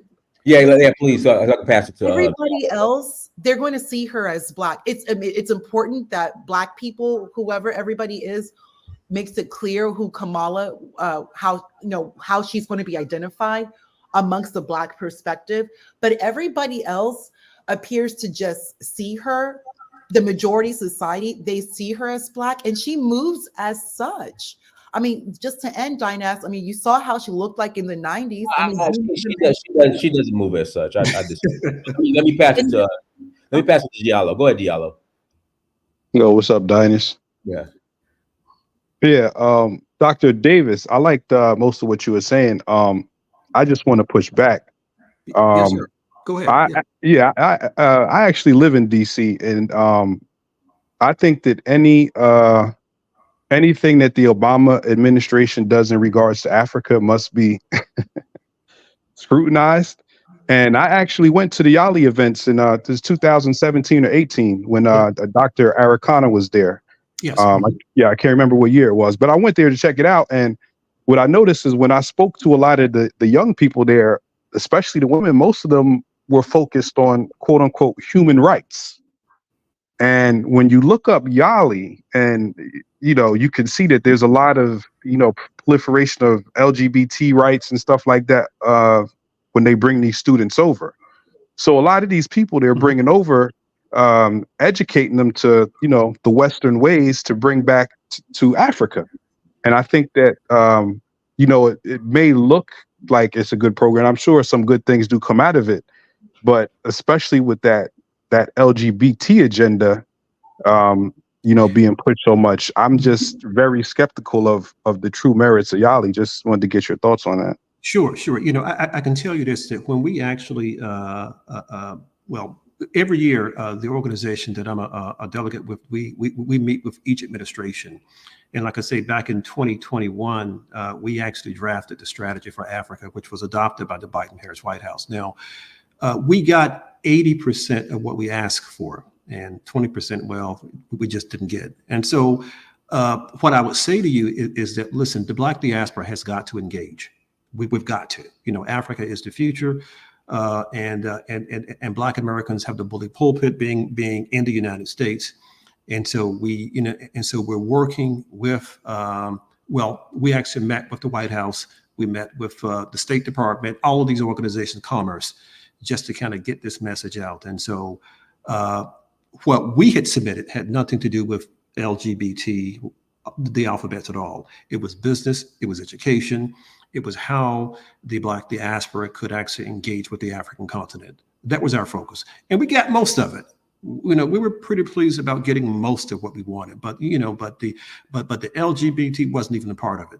I hope I pronounced that right. Is it LG? I don't know. Anyway, I think I know what you're talking about with the LGBT. It doesn't matter. My brother, Dr. Larry, I start get scared of you right now because people like you that talk so sweet, and whatever you say, you submit it to the White House. And I want to say, man, you're pushing so kind of like this rainbow thing in Africa. We don't want that. No, we don't want that. We don't want that. We don't want to be confused. Look, let me just tell you this, my brother. The confusion you try to bring in right now, you become very, very scary. Let me just say this. I think that the various, I just think Africa, 54 countries, the governments that are there, they're engaged with the Chinese, with the Indians, with the Turks, with the EU. What we're trying to do is saying that let me just say this. When we drafted the policy, what you had were Black Americans like myself. You had Caribbean Americans and first and second generation Africans from across the continent who we came together collectively and we submitted our recommendations. So it was, so it was a collective effort, right? And I think it was important that we had Africans who had a direct connection with the continent because those people still have a link. And yes, but we want the real Africans, right? Well, they were real people like the darkest type of color. We want the real ones. Not this other one. I really don't understand. Kamala is not an African. Can't say herself as an African to us. To us, she look white anyway. So Let me what's just say Kamala this. look? Kilo, let Professor Davis finish. Well, what I wanted to say is that the Africans that we work with, these were Ghanaian Americans, Nigerian Americans, Ethiopian Americans. I mean, they were people who were maybe first or second generation, or maybe born on the continent, but they knew that Africa is moving toward the future. And again, look, Black Americans are in the most powerful country on the face of the globe. We are.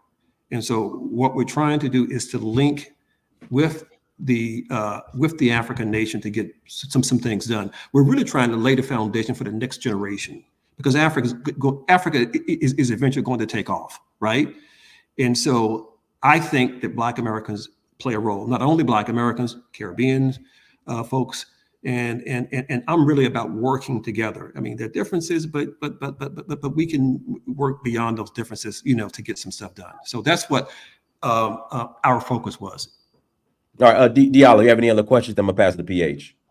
No, I'll just say in terms of Kamala, I think nobody I'm cool with who would be like Black males in their 30s and 40s. No one that I know of is openly saying they're going to vote for her. Most of the people are sitting out or third party or Trump. And I think, they're setting the stage to blame Black men when she loses. You could just you could just see it online, just how a lot of Black women are fighting for her. Even though, like you said, she's married to the white guy, and just she's not really Black. She doesn't consider herself Black. I saw something today where she was saying she washed greens in her bathtub one time. I'm like, she's just like so fake. And like people, the thing about Trump is people connect with Trump. Nobody connects with Kamala for the most part. She doesn't have that type of personality. So I think it's going to be a tough road for her. That's Let all. me read these super chats real quick. Mr. Sandman, thank you for the $4.99 holla. If you find yourself amongst a group of people that use the N word, that's a sign that you need to upgrade your circle. It's a reflection of you. JC Inc., thank you for the $4.99 holla. You've been on a roll, Dinus, with your channel. Shout out to Pan African Strikes Back. Dinus, Black women lost their credibility with the mainstream media and the Democrats who are saying Biden is highly capable of being president. All right, PH, go ahead. Let me unmute you. Go ahead, PH. Okay. Greetings, everyone. Well, my comments as far as Kamala and her husband and Tim Scott, I think you probably know, Donis, I don't really care personally because I don't live with these people. I don't know them personally. If that's their choice and that's who they love, that's who they love. I mean, I do understand the perspective of if your spouse is, Caucasian, can you really stand for the Black man? That's really a question with a lot of people. I do understand that perspective. My opinion, I'm down for the brothers. I'm not doing the snow god. I think that's what you call Kamala. Also, I wanted to comment to Dr. Davis. You have mentioned the various races that have blended together, collectively since slavery.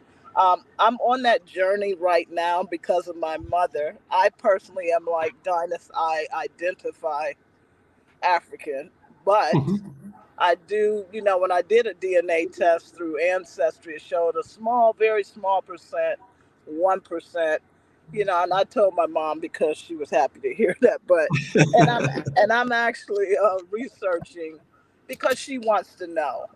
It was really emphasized a lot to her as a child, and she remembers a great grandmother that had hair passed away that was Native American. So Yes. I am going to help her to research all of that.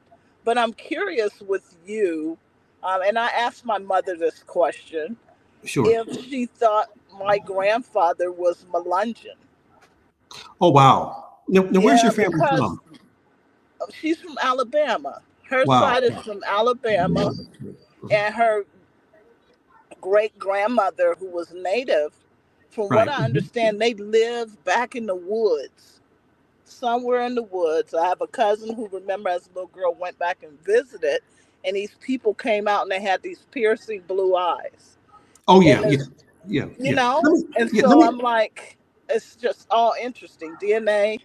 finding connections, ancestry to me is just very intriguing and interesting.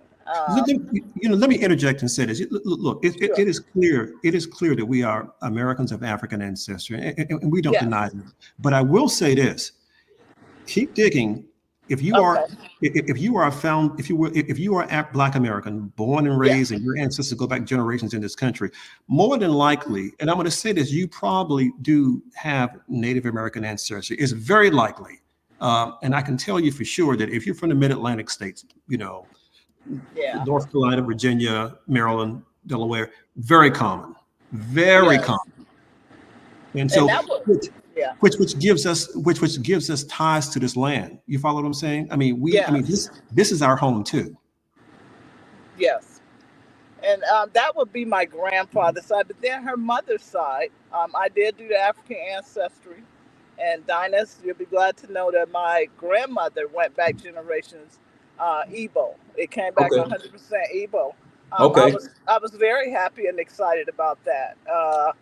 But now I need to find a male relative too, so I can see where my father's bloodline, traces to. Um, and that's my journey currently. I'll make my first trip to Africa coming up September.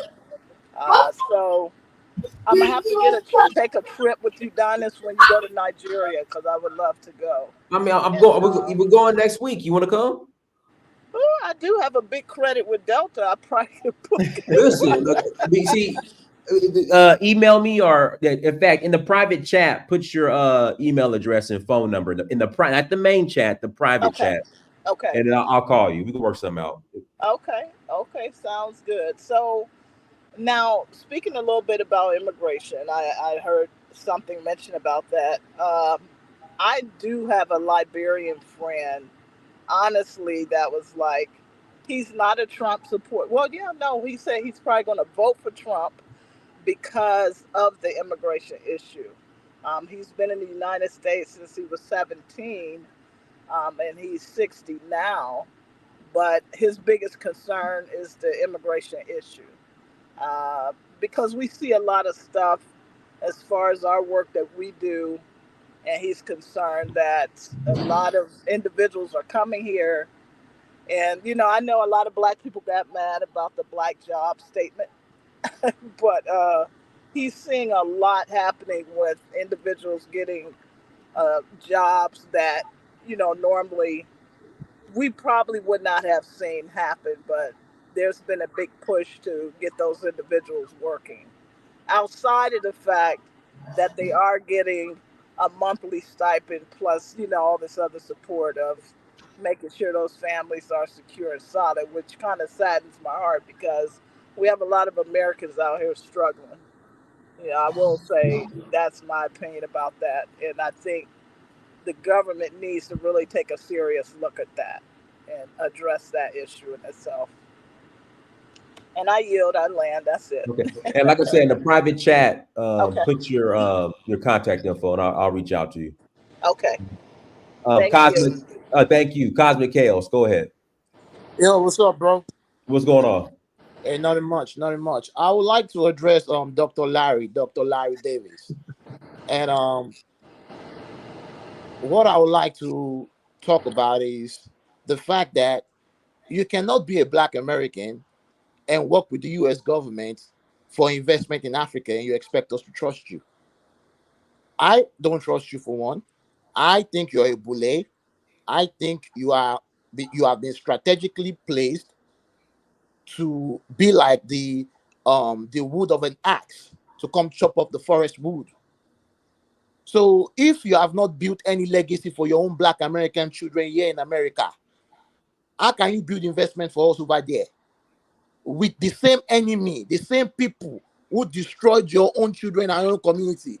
You expect us to watch you come into our community, into Africa, and with your oppressor, and come and invest in our country? No, no, no, no, no. You are not going to decide the investment we want. We are going to choose out of the black Americans we want. You guys might be able to do that for now, but Africa is going to get itself back. And when we do, all you boules, plus the ones in Africa, the boules in Africa and the Black American in the Black world, you're going to pay for it. That's what I got to say. Hey, Dinus, I want to say, well, it's Also, actually, Dinus. Well, hold on. Well, let Professor Davis respond. well, Dinus, it's actually it's already too late. And what I mean by that is that the Black American engagement across the African continent goes back decades.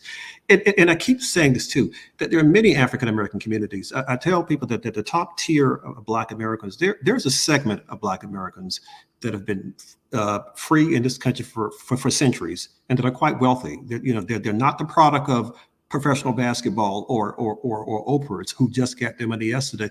These people are extremely wealthy, very well connected, very philanthropic, and doing a lot. And I think that what the media has done is painted the picture of poverty, victimization, and mediocrity.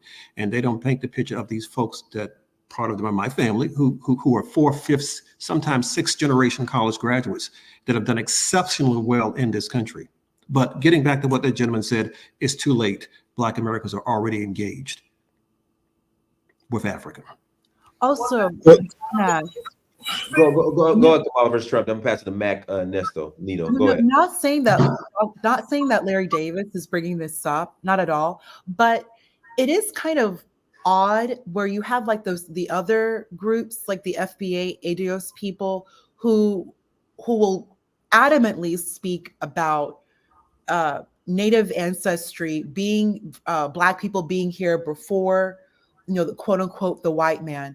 But it is on record that the Native American Indians also owned slaves. Also, like I wouldn't necessarily say plantation, but they were active and involved within slavery in the United States. Not only that, the Cherokee, which is everyone knows is one of the largest. Hey, one second. Matt needs to put a shirt on, man. Put a shirt on. Turn the camera off. Golly, pause. Jesus. All right, go ahead. Oh. Who also there was a case, Dynast, where you had a number of Black Americans who wanted to sue for identification. So in a sense, kind of like reparation. The Cherokee shut that down. They shut that all the way down. And all of the numerous tribes, they have their own way of recognizing who is recognized as being one of the tribe, and just like the ethnic Native American tribes, and who is not.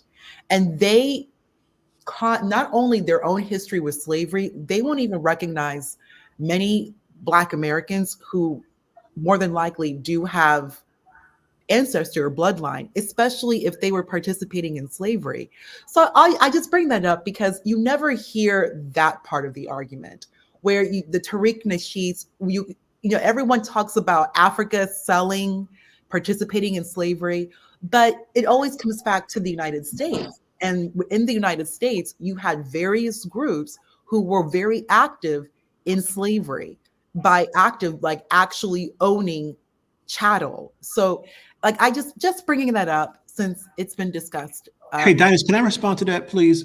Yeah, go ahead. Then I'm gonna pass the Magneto. Go ahead. Yeah, so Dinus, there are over 570 federally recognized Native American nations within the boundaries of the United States. The vast majority of those people did not participate in slavery. Yes, the Cherokees did, the Yamasees did, the Catawbas, the Southeastern Indians were engaged in chattel slavery. Now, when you talk about the Northeastern Indians, they did not. Most Native Americans did not participate in slavery at all. As a matter of fact, when Africans were running away, oftentimes they incorporated these Africans into their tribe. So yes, there was a tiny segment of Native people who profited off the business of slavery, but the majority did not. And also, Dinah, I heard about that too. I learned about that too. That many Black Americans would run and seek refuge in the tribe, but no, which is true. But there doesn't seem to appear to be like a call or recognizing Native Americans, their the Black American ancestry. You always hear it on the other side. Because I personally have worked with white people, and I grew up with a few Black people who were all affiliated, like all affiliated in their tribes, knew their tribes, had family. One man, my first manager, grew up from age 6 to 11 on the tribe. And he did tell me that there is friction amongst those who do look more white American, those who do, and those who look more who are Native American. Even though they all are, they have their own, internal friction. It's the United States. You just do, and I'm not in any way disagreeing with what Larry David is saying, but they are always adamant to push against the African American history, which is very evident and clear, because a lot of things Larry David is saying, I've heard this myself. Like it's like these people aren't just making this up, but they don't want to recognize their side. But there are, of course, Black people who are affiliated and have their documentation. But Right. it's just, And Dennis, I want to say one more thing too. And prior to the African slave trade, I do want to say this: the Native Americans were phenotypically polytypic. In essence, they were dark Indians, quite dark. And lastly, what I'll say too, some of these Native American nations are quite wealthy. I had an opportunity last year to visit the Mashantucket Pequot Indians in Connecticut, and they are probably the wealthiest Native American nation in the country. And when you walk into their museum, they have the largest Native American museum in the world. And you look at the people who are posted behind the wall here. All of those Native Americans are phenotypically African American, all of them.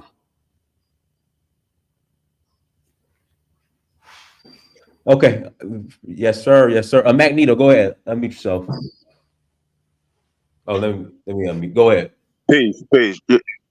Y'all keep going. It's good so far. There's a few things I heard I wanted to push back on a minute ago, but so far, no, go ahead. Keep going. Okay. All right. Go ahead.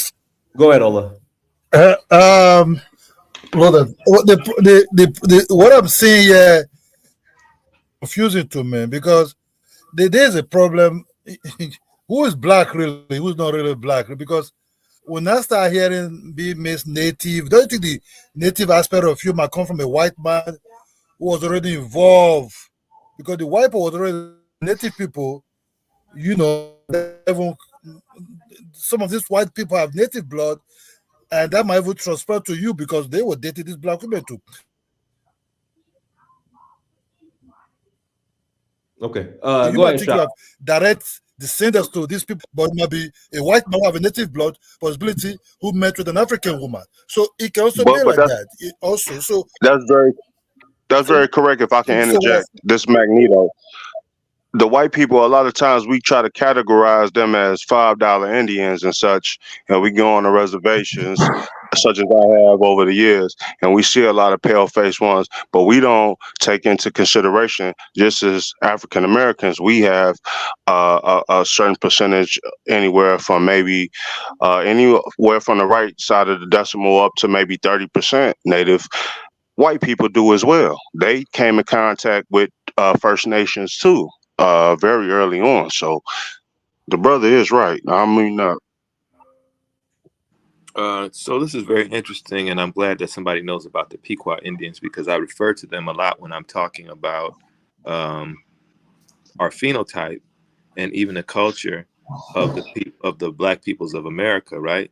So my big thing as a ethnologist, dance ethnologist, is that I pay attention to the dance and the music, and I found that the foundational, I would argue, African Americans, not Black Americans, is what we are, and it's because you can see it in our dance, in our music, in our culture overall.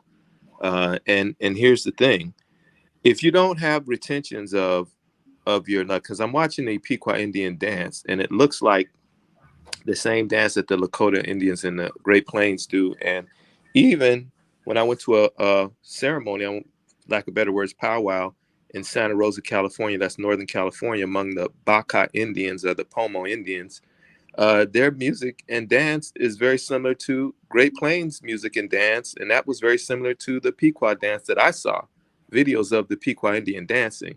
So this is very interesting. Somebody said to me, well, there's a certain thing going on called Pan-Americanism, Pan-American Indianism.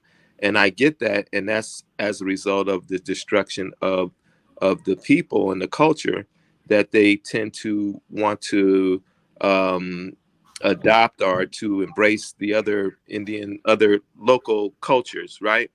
But I mean, there's got to be some retentions of that, and I don't see variation that would equal the type of movement that we do. I don't see that in the Pequot Indian dance. I don't see hip circulation or torso transverse movement in the torso, polyrhythms, and we're the most complex, advanced rhythm and dancing people in the world. Our drums and our dance together is more developed than any other peoples in the world, the African peoples. And that's the thing that we learned about the characteristics of African dance. So they don't display that in their music and dance. So what I've arrived at is that the dominant culture of this admixture of African American Indian and European, the dominant culture is African. And I would argue that this is because I don't see Black Indians. I met a brother from Long Island, New York, who said that, and he looked like he's from like the Igbo people, but he doesn't speak the language. He doesn't practice the spirituality. He doesn't do the music, and he doesn't, practice the culture like that. And I would say your people are still there. You're in the area where your people are, and you don't do any of those things. You're doing Black dance and playing blues. Your folks is playing blues and da-da-da-da. So that's my argument. I'll land right there.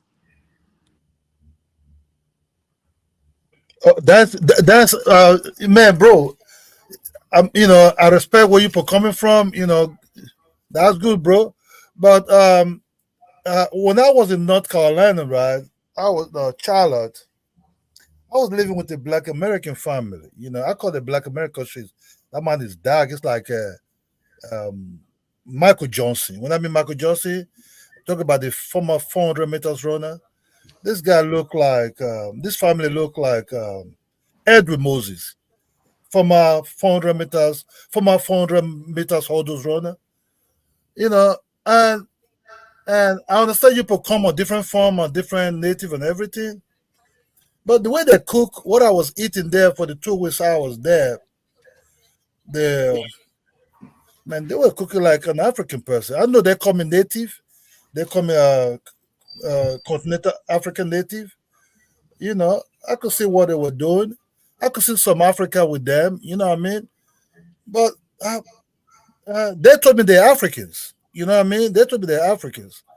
Talking about Mr. and Mrs. Henry Khan, I'm talking about right now. They told me they're Africans.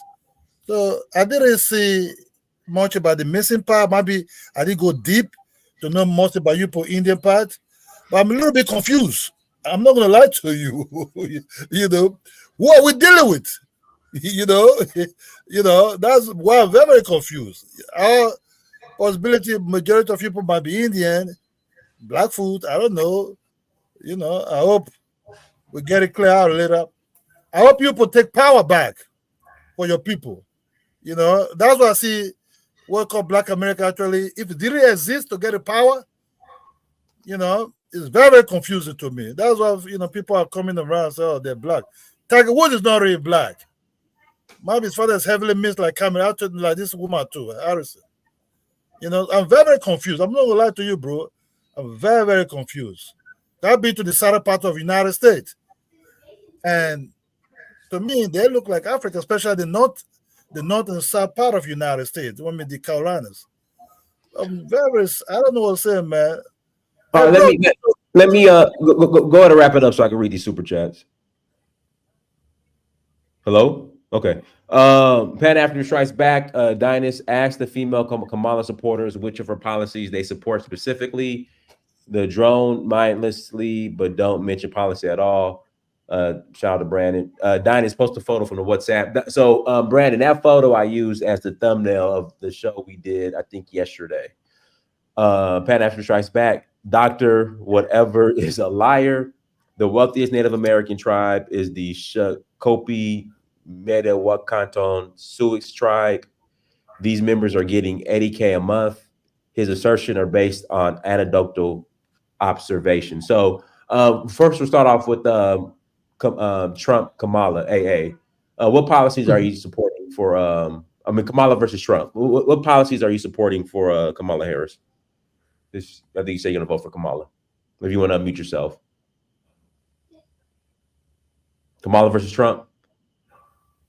Okay. Professor Davis, what do you think about Brandon's last comment, if you want to respond?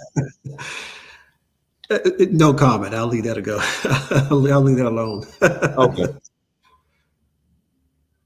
But the gentleman, the super chat that you read regarding the gentleman said that I was, kind of making up something about the Mashantucket Pequots. They really are probably one of the most influential Native American groups in the United States. These folks were almost exterminated, and now they've made a tremendous comeback from the British in the 1600s, tried to kill them off and enslaved them, but they through resilience persevered. So, can I ask you a question? So, their phenotype, they look like the color of not all some. I can't even say that. I was going to say Somalians, but Somalians they have very dark skinned Somalians, but these are very light skinned. They're not yellow light. At least from what I've seen, they're kind of a dusty brownish light. But that phenotype does not speak to the phenotypes that the African brother that's gone to the South and he sees all of these darker types that look like they're from Central and West Africa. Of course, that phenotype, those phenotypes vary a lot too. But if you see somebody with hips and short, with big legs, butt, and feet, wide, broad features, and that's giving you African. Sure. Well, the North. Let me just say this: the northeastern Native Americans, the Wampanoags, the Narragansetts, the Shinnecocks, the Montaukes, etc. They did amalgamate with enslaved Africans, and so you're going to find a variety of hues there, without question. So they're not going to look like an enslaved African captive from Ghana or what is now Ghana, or the Gold Coast, rather the Gold Coast of Nigeria. No, you're going to have a mixture. Now, I will tell you this. I've spoken at length with some of the Native American groups in North Carolina and Virginia, and what you will find that when you talk to some of the elders prior to the importation of African captives, many of these natives were quite dark complected. They were, they didn't all look like the Plain Indians, like from Michigan or North and South Dakota. Some of them were dark complected, mahogany in color. Right, which is why we shouldn't go by phenotype so much. We should go by culture in terms of what is the dominant culture, really. And the problem that I have is that we want to didn't they record Africa. We want to didn't they record most of them being exterminated, those dark colored indigenous First Nation people in the Caribbean and in the northeast coast, weren't they in the early 1600s? Yeah, a lot of them were exterminated. Now, a few did survive, like the Nanticokes in Delaware. Sure. Thomas Jefferson said that they were the darkest of all Native Americans. But to respond to Mr. Shaw here, what I would say that the vast majority of Black Americans are predominantly African, no question about it. I don't think that anyone is arguing with that. But what I will say, and I do know this for a fact, I've met a lot of African Americans from North Carolina, Virginia, Maryland, Delaware. I'm telling you, many of those people are triracial. They just are. I mean, I agree. It is quite common. But they're arguing it a lot, and that may just be on social media. They're arguing that they have very little to no African at all, and that their phenotype is right from. But this is ridiculous. There's no data. It's no documentation to prove that. Yeah, well, they're trying to say that their genealogy comes from partly records, but partly oral tradition, and that they can go back 10 generations. It's ridiculous. And the problem, I think this. to me, I think this is kind of an online debate, what have you. And I think, in my view, this is just my perspective. I think it's it's irrelevant. And so, but all that I would say is that I'm serious. People would be surprised, especially, like I say, along the Chesapeake parts of the United States, how many people have, I would say, I don't know, 5, 10, 15, 20% native ancestry. It was common, very, very common. Some of my family members are enrolled, and when you see them, it's like there's no doubt. What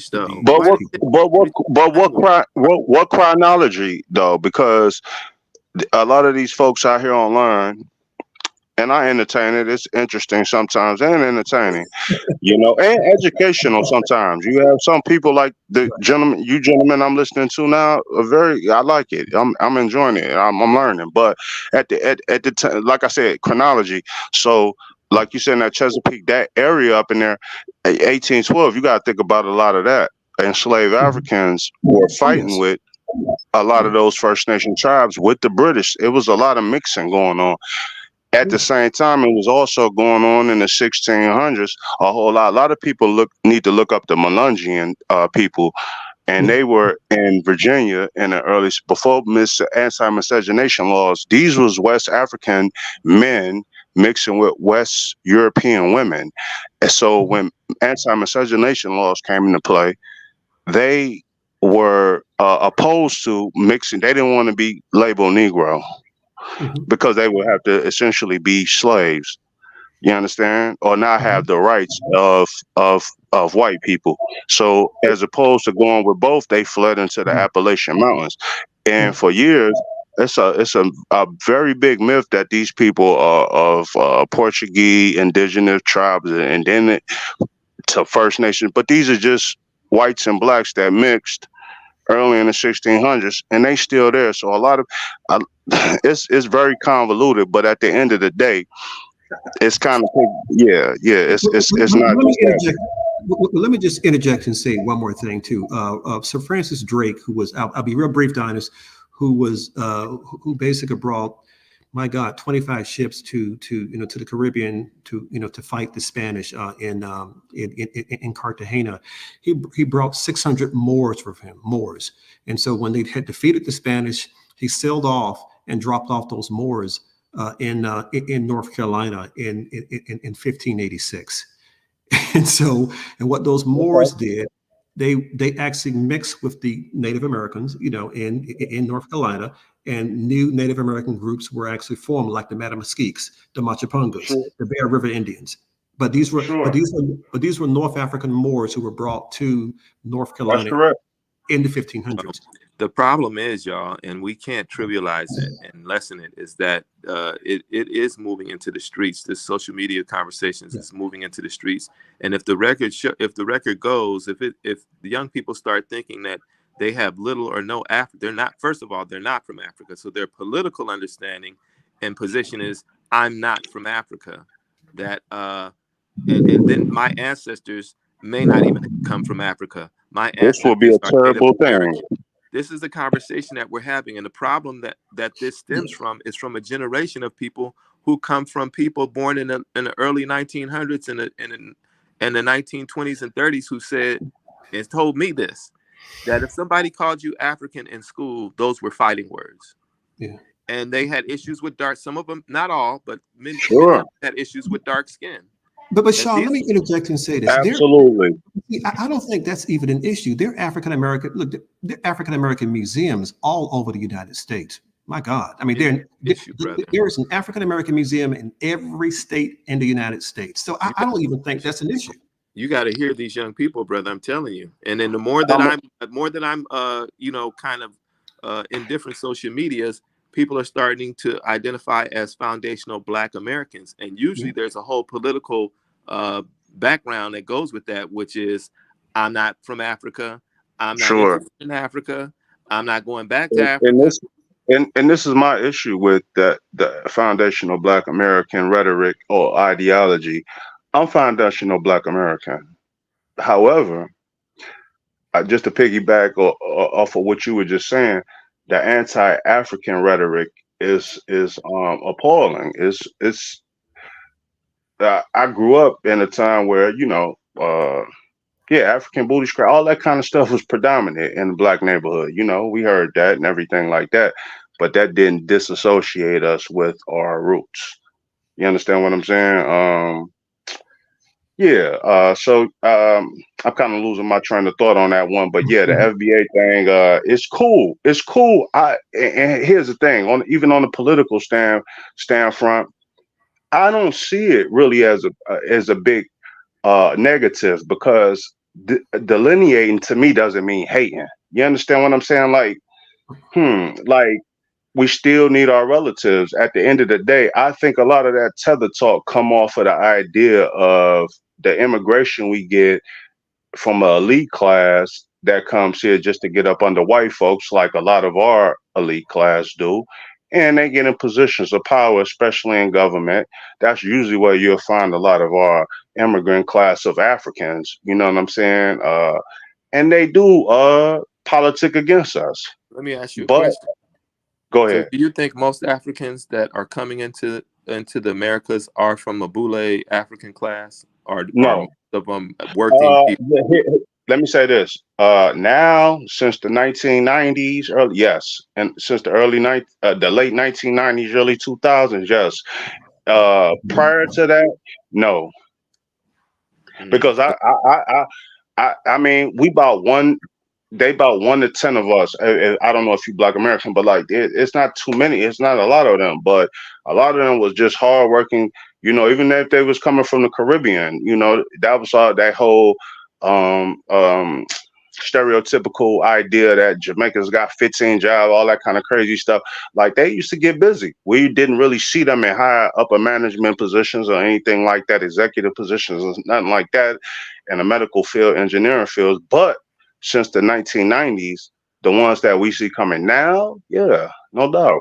I live in New They York, ain't and okay. in New York, right? The recent brothers I'm seeing that are coming this latest migration are riding bikes and doing delivery, doing I don't know if it's Instacart, but doing deliveries.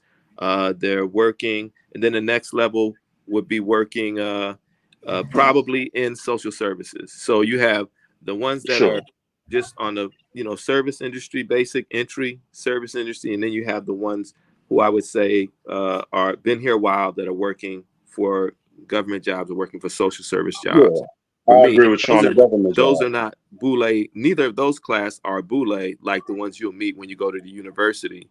Not at all. But you have a class That's what of I those see though. mostly, You do have a segment of those that come into the university levels. They in the department. They there. They putting down policy. They implement policy that's coming from they paymasters, and they there. And they have spoke against Black Americans. And if it wasn't true, we wouldn't have such a pushback. You understand what I'm saying? But the answer to me is not delineate. The answer to me is educate. So I agree with you on that. Yeah, the answer is not delineating. Excuse me. Yeah, I agree. Well, But that's what people gentlemen, let me want, though. interject. At least Gentlemen, let me online, that's what interject they this. want. Well, let me interject and say this. As I understand this so-called foundational, whatever it is they're talking about. Look, Right. I said earlier in this, show here, I said that African Americans really are the most distinct population within the context of the American experience, because we are the only group of people that have had to endure 450 years of terror, 250 years of enslavement, 100 years of Jim Crow, decades of bad public policies that have been disrupted to healthy Black family development, redlining, mass incarceration, et cetera, just to be recognized in the United States, in the country that our ancestors built. We're anchored differently in the country.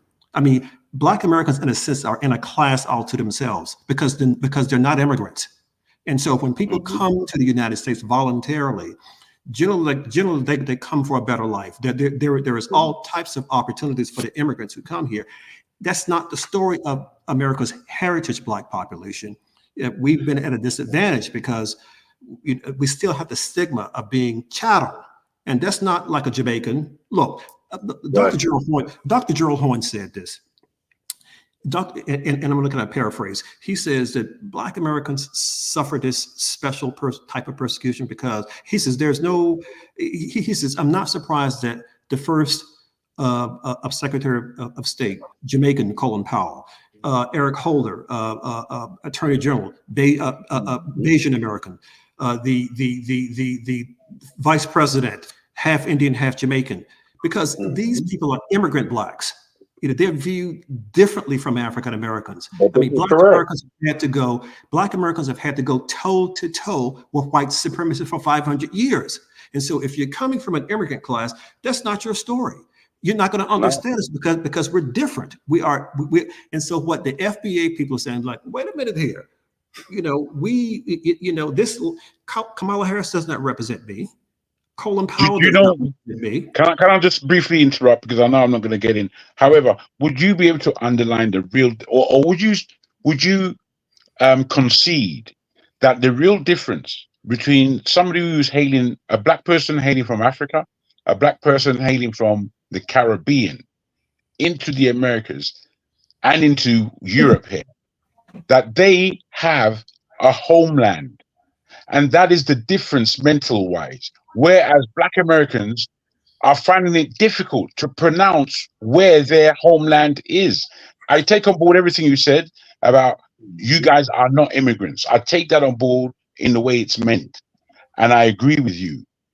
However, I would tell you that the main difference is not because Jamaicans went through everything that African Americans went through in terms of slavery, every rascal thing. You can't distinguish it. In fact, there was a person named by Willie Lynch. Lynch. You can't Wait, let me line. Wait, please. Go ahead. Thank you. There was a guy named Willie Lynch who came from America. He's an Englishman. He was one who came to America to break down how to break the worst slaves, the slaves who want to retaliate, the slaves who want to push up themselves. Lynching came in.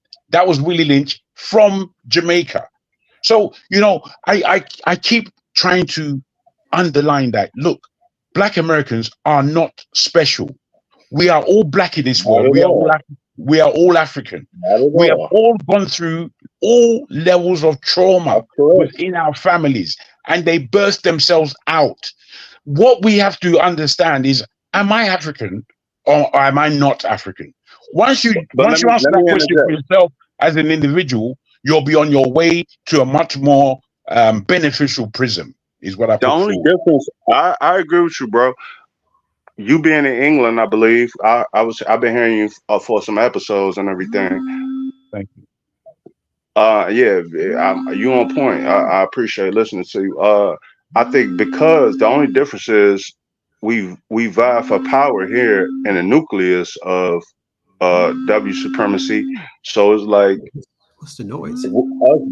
I'm telling you, that's the only difference. Is the experience through the enslavement and everything is the same. I agree. I study a little bit, but I'm saying us vying for power here and us being found. I don't like using that term because I don't agree with the dude who made it up. I don't like him, but hey, Mac, I do understand what it means. But go ahead, yeah. Hey, Mac, I want to interject. There was no Jim Crow and Jane Crow in Jamaica. It just didn't exist. Exactly. And definitely, I want to say this too. I mean, yes, Jagan is in the UK, but what I'm saying is that the difference between African Americans and also if you are a Black who immigrated to the UK, Black Americans built America. They're anchored in all aspects of U.S. history. They did. You can't, without the African American experience, there is no United States. It doesn't exist. But Africans in Jamaica built Jamaica too. I mean, right. Well, I'm talking about America now. Well, I'm talking about America now, not Jamaica. But that's the point that I'm making. You can, if you take the history of enslaved Blacks in this country, Black Americans, out of America, America doesn't exist. No such thing. I said that as well. I already said that. If I make it response, it may exist, but it wouldn't be powerful. But go ahead.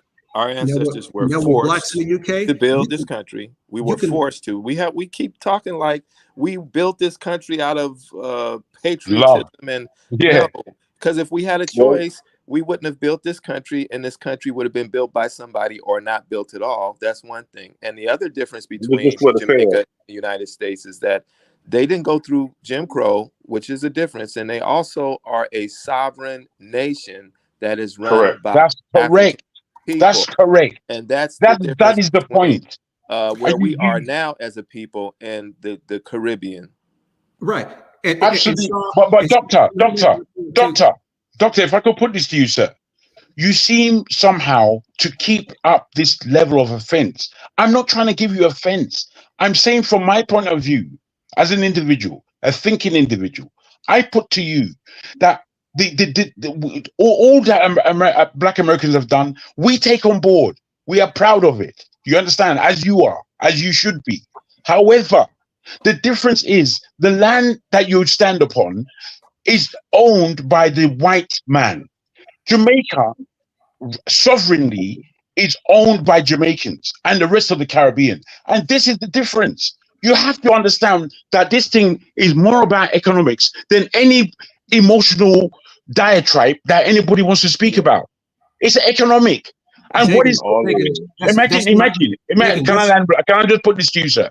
Imagine that Black America, as you've said before in this podcast, 55 million individuals have built a net spending value of 42, how many trillion? 4 point something trillion. It would make it like the 11th to 16th richest country in the world if it was on its own, if it was sovereign.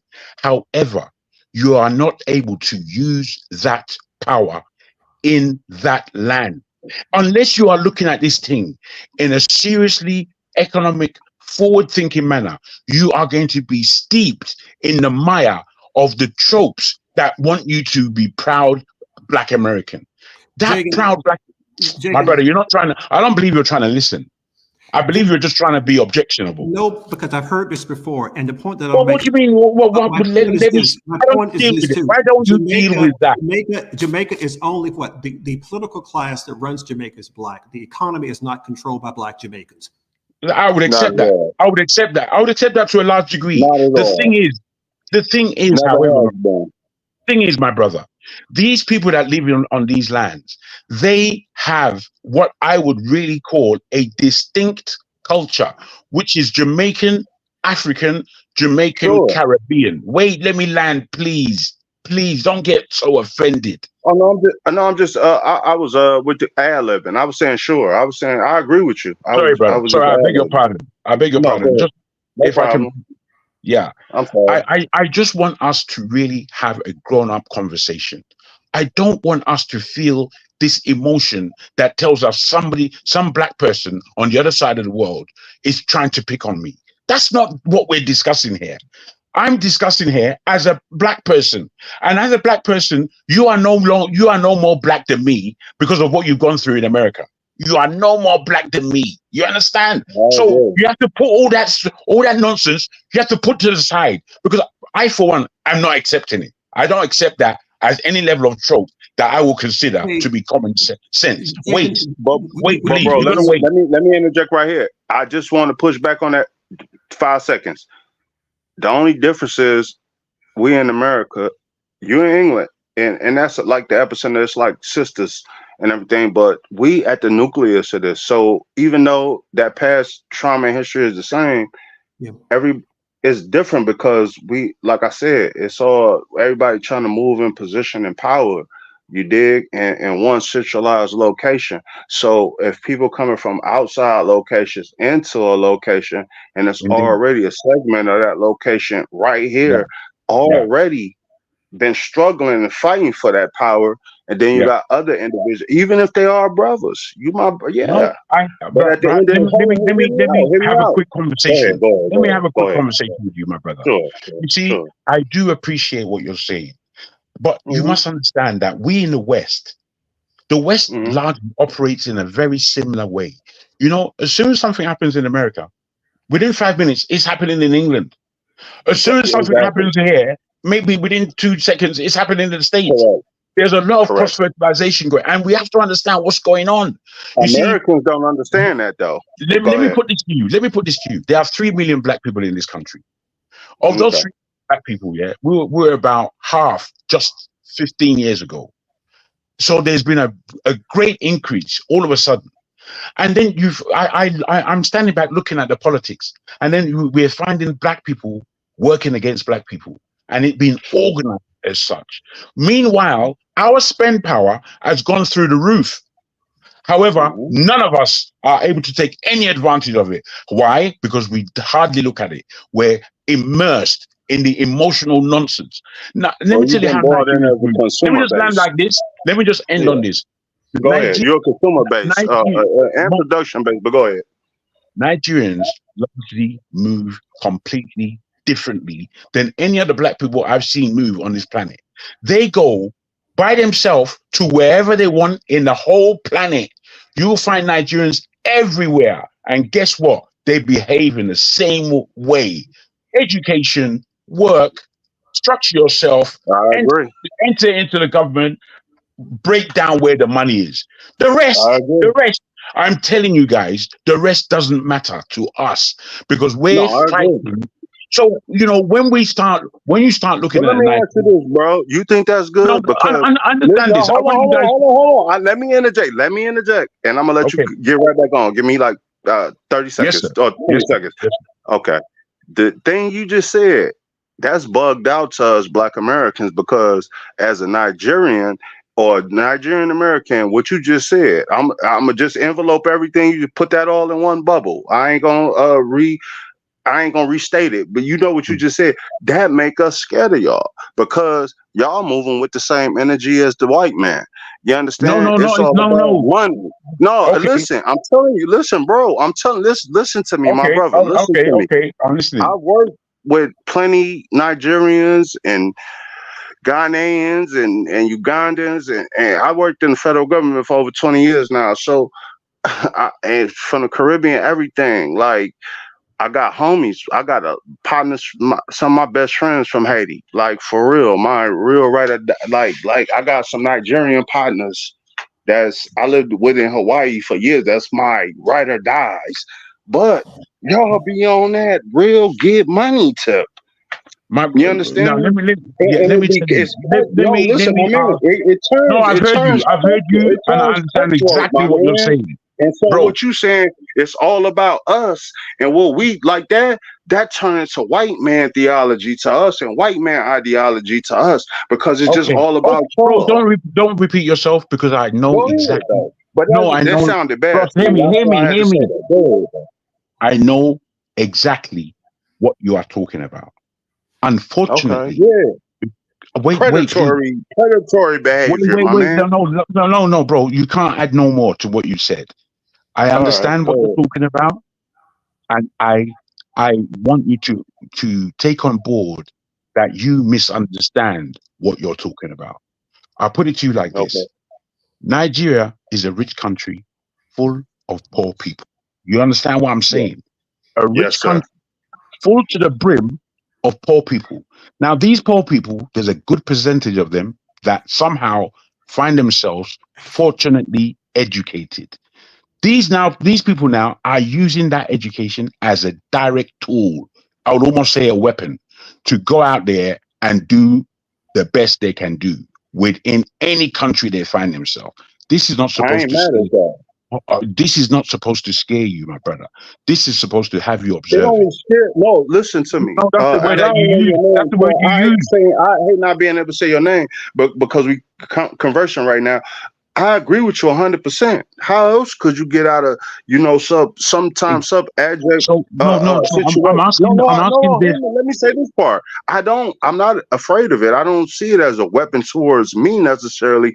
Only Mm, when it's spoken, projecting in that manner. Other than that, when I see my Nigerian brothers and sisters here in the country, hey man, I grew up in an African centered household, my whole life. I'm 40 years old. I grew up different. If I told you my real name, you would want to know a whole lot more. So at the end of the day, that's cool with me. But when it become the way you speaking on it, it's abject. It become it fractions itself off.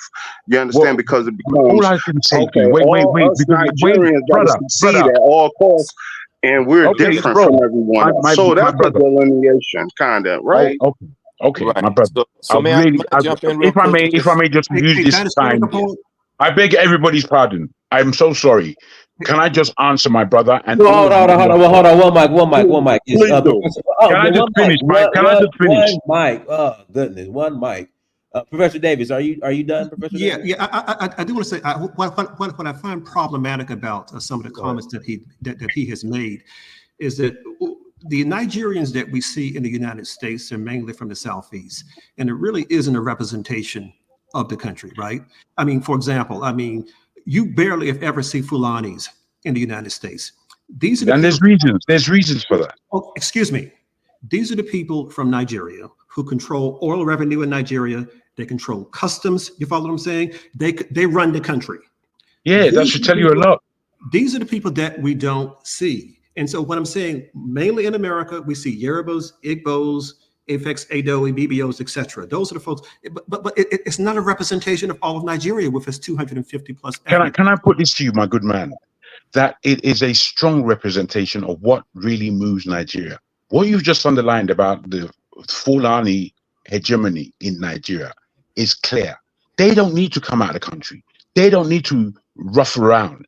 They're a minority that is controlling a majority. And they were left with that power by the Europeans. Now, the Europeans did not educate these peoples, and the Europeans do not follow. Wait, understand this. Do not follow the Islamic religion. So you have to understand the kind of mind that will set that kind of thing up.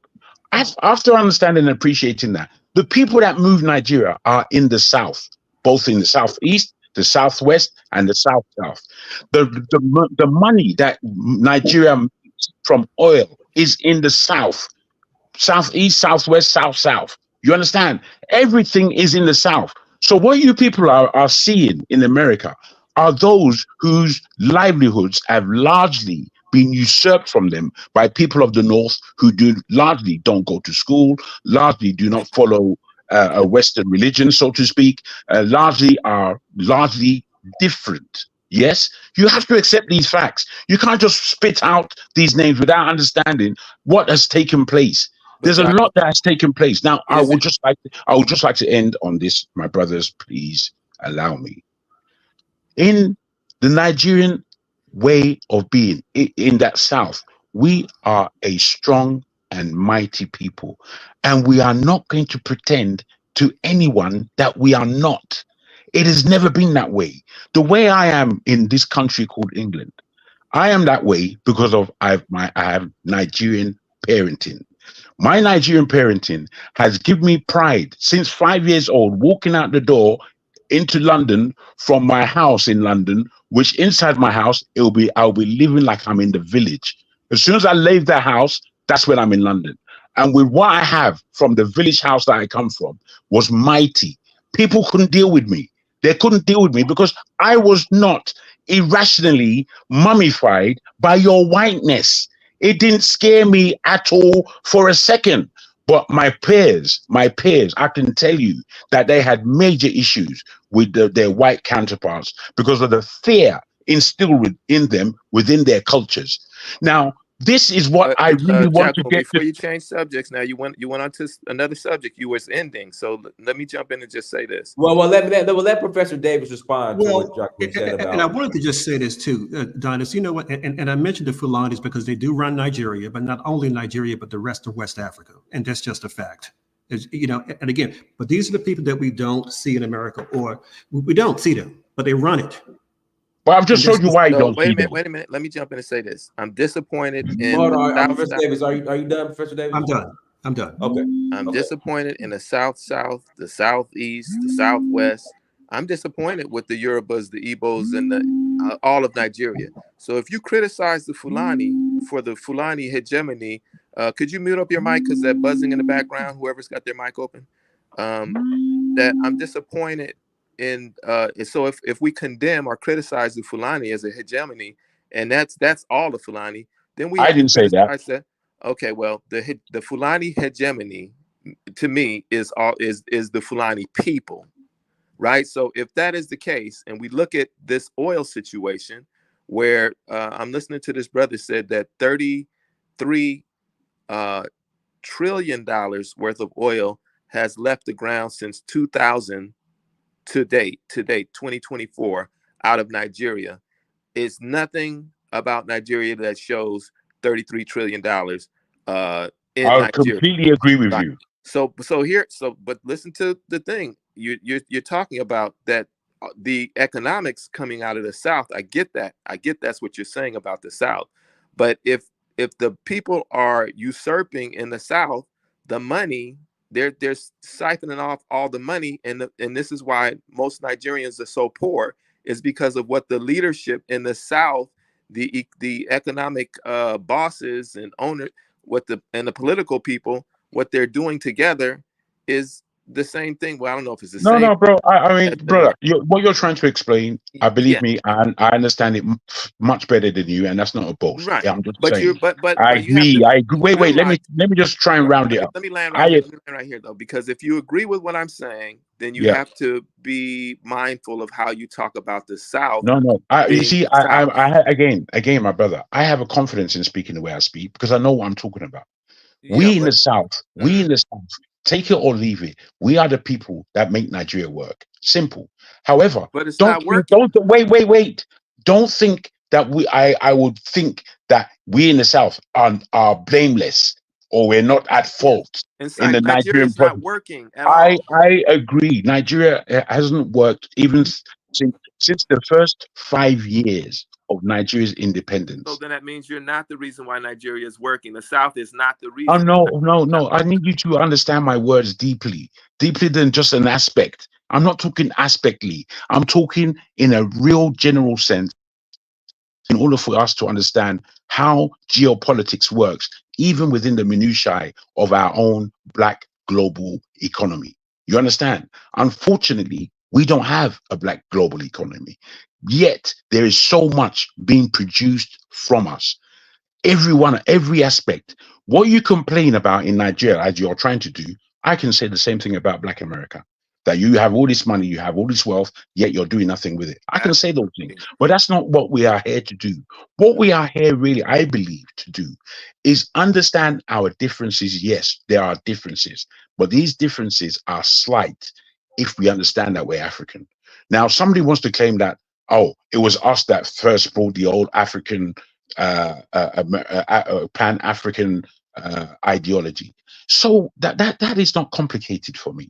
It came from Trinidad and the Caribbean largely before entering into the Americas, if you understand your history well at all. Having said that, you see, mine is not that we are at war with each other. Mine is that we have to quickly understand each other and the way we move. Because complaining about it isn't going to get us anywhere. I live in a place called London. In London, there are certain areas that are dominated by white people. The Jamaicans and the Caribbeans would not go there. Why? They said it's racist. Do you know people that went there? The Nigerians. Within 10 years, the whole area has changed. It's become more Nigerianified. It's become more black. Everybody comes in. Because why? Because we are unafraid. We're not dealing with all that rubbish racism talk because it's not going to stop us from going away and doing what Hey we guys, are But doing. let me pass the mic. that's a European Let me infrastructure pass you're the mic. going into, We right? got some new So people. Let me pass the mic. I got to pass the mic. Big Black Pause. Go ahead. Jagan, I think you gotta kind of. I understand your pride, but I think you gotta kind of, you miscalculated. Um, what you're comparing, right? I'll say, for instance, okay, what you're comparing is the pretty much equivalent of the educated black class going to the UK, and then as far as economically achieving higher than the average black person in the UK. But understand that would be a unfair comparison. You know why, Jagan? Because in that comparison, One comparison is the educated black class in the UK that came over, right? The immigrants, right? That got the visas that came versus the entire black population. In that calculation, you have to put in the lower class. So that's not a fair calculation when you look at it Make as clear a that whole. I didn't compare us all. I So just what told. I'm saying is, what I'm saying is, when we use terms like, we're the brightest, we're the strongest. No. I said that we are unafraid. We're Please not listen carefully. I need you okay. to listen carefully, bro, because Okay. this conversation we're having is very important for us. No, but We have to understand. the thing is, and then when you say that, we're not afraid either. This is what I'm. If you listen, you I'd talk agree. about an educated class coming into. If you look at, I'll give you an example, right? If you look at the numbers of immigrants that came in legally, Nigeria is kind of way down the list. It's a lot of European countries that's immigrants that are doing better than Nigerians. Why not? Huh? I agree with you, bro. And then the Asians are doing better than the I Nigerian agree. I immigrants. agree with you again. This was I'm not boasting. I'm not boasting about okay, but what I'm Nigerians. saying I'm is, not. okay. I want you. I want you What to. I'm Okay, let me speaking. finish. Let me finish. Okay, Sorry. I hear that. All I want you to accept. All I want you to accept, my big bro. I am speaking Yeah, that's from a a blanket point. statement. What Asians, my man? Well, I'm the speaking. Let me Chinese, land. the Japanese, I'm look at the speaking numbers. from a point of view. No, most deaf. They been here for a long time, I'm talking about the and they're a immigrants. minority. Let me interject, man, just real quick because I've been listening for a second. Let me say this part. Let me say this But part. Let me Magneto, say this part as a Hold on. hold on. Oh, I mean, I'm not. Big Black. Go ahead, Big Black. Go ahead. Pause. Okay, so what I'm trying to say, and then okay, I understand now that I'm conversing with you, Jagan. You're saying that the whole scaredness. I don't think it's a thing of scaredness. Like we're scared again. No, Still, when you're talking about fear, you're taking the educated class that you admitted to that's coming to the United States, right? And then comparing it with the upper, the middle, and the lower class. Now, in every capitalistic society, right, what's going to be the biggest class? The lower class, right? Because without the you wouldn't have rich I without the poor. I tell you where Nigerians have fear. Nigerians have fear for the law. And I don't speak for myself. I'm speaking for Nigerians that understand their attitude. They have fear. They would fall in line in another man's country. They will misbehave in Nigeria, but in another man's country, you'll find them the best behaved for some strange reason. That's how they are. You understand? We have fear for physical entanglement. We don't like to fight physically. Whereas the Caribbean, in this country called England, with other Caribbean people and the fight that they have in their spirit, you won't even know that there are black people here. You don't even know. that's a fact. So I'm saying that. I'm saying to you, no, I want you to understand me. I understand you. I understand you. No. So let me land like this. No, well, God, let me pass it to Nigerian first. Nigerian, let me people understand me, we have to close out soon. We have to close out. I got one line to say. This is Go all ahead. I want to say. You got 30 seconds. Okay. All I'm trying to say is that it's not about fear. Okay. I'm gonna go ahead and pass to Nigeria. I forgot what I had to say. Sorry, man. No, Jagu, no. Go ahead. No, Nigerian I'm just apologizing because maybe I switched his mind. I apologize. Okay, Nigerian first. Go ahead. Yeah, I want to make a correction here. The North doesn't control Nigeria.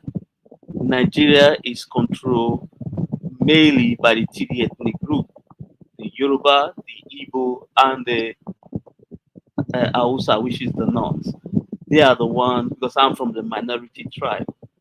If you, for example, if you travel around the world, you go to any embassy, the first three tribes you meet in that embassy are the three major tribes. You see a Yoruba man there, you see Igbo man there, you see an Hausa man there. If you go to any federal district, these are the three tribes you see first before you see any other person. So I don't understand this idea that the North control everything. They don't. For example, it is just that we from the South, we don't take government opportunity serious. Currently, the current government just passed student loan. Guess the people that quickly enroll and grab those opportunities? The North, because one of the person in charge, he gave a press conference. He said from the data they are getting, majority of the people that signed up for this opportunity are from the North, while we from the South are just online complaining. They have already taken position. When it comes to military, police, the same thing. We don't grab all this opportunity. We just sit back and complain. So where we find ourselves, we from the South, we put ourselves in that position. The North actually pay attention to the country. They know how the system work. We from the South, all we do is just complain, complain, complain, and talk, talk, talk, talk, talk. Even some of us will have the information, will not spread it to other of our people from our region. We we should continue doing it. Just blame the North, and let us not do anything. Is it not President Tinubu that passed that student loan? Yes, it's a Yoruba man in power right now. No one is taking that opportunity now to sign their cousin, their relative into that this thing, to take student loan from the government. Then later we'll come out and blame the North. No, it is us from the South that cause most of this problem. When government provide opportunity, we don't take chances. We just allow those opportunities to go away. So that's just my contribution here. Well, I appreciate the authority that Nigerians have. I love that, and it. I'm gonna be honest with you. Black folks that come from out the country inspire me, right? And I'm competitive, and I grew up in a competitive family, so it's kind of like a good competition for me, because I figure that if my efforts, the opportunities are enough there for me to do what it is that I want to do. Now, what I want to do may be different than what you want to do and look different, but success, I've learned, is really walking into what is your destiny, your ori, or your passion. So I've never really had that thing of having this fear or jealousy of another group, because being in this country, especially in the time that I grew up in this country, in my brothers went to college in the 70s, my brothers and sisters. I went to college in the 80s. And so there was more opportunity then in terms of education for African Americans than there is now. But also authority. I like the authority if it's placed right, because I've seen it misplaced, that this authoritative thing that Africans have. But in general, we need to come together. We're awesome. We have everything we need. If we get organized and come together, we cannot be stopped. And they know that. That's why they try to keep us real quick, Sean, let's divided. get back on topic real quick. So what do you think about the topic, Sean? The topic is like, I think of Tim Scott and I go, wow, what a hot mess. There's things that have come out of his mouth. I'm not focused on him being a swirler, as we call in spaces. She's swirling and he's swirling, right? So I'm as far as their relationships, that is really what they're about.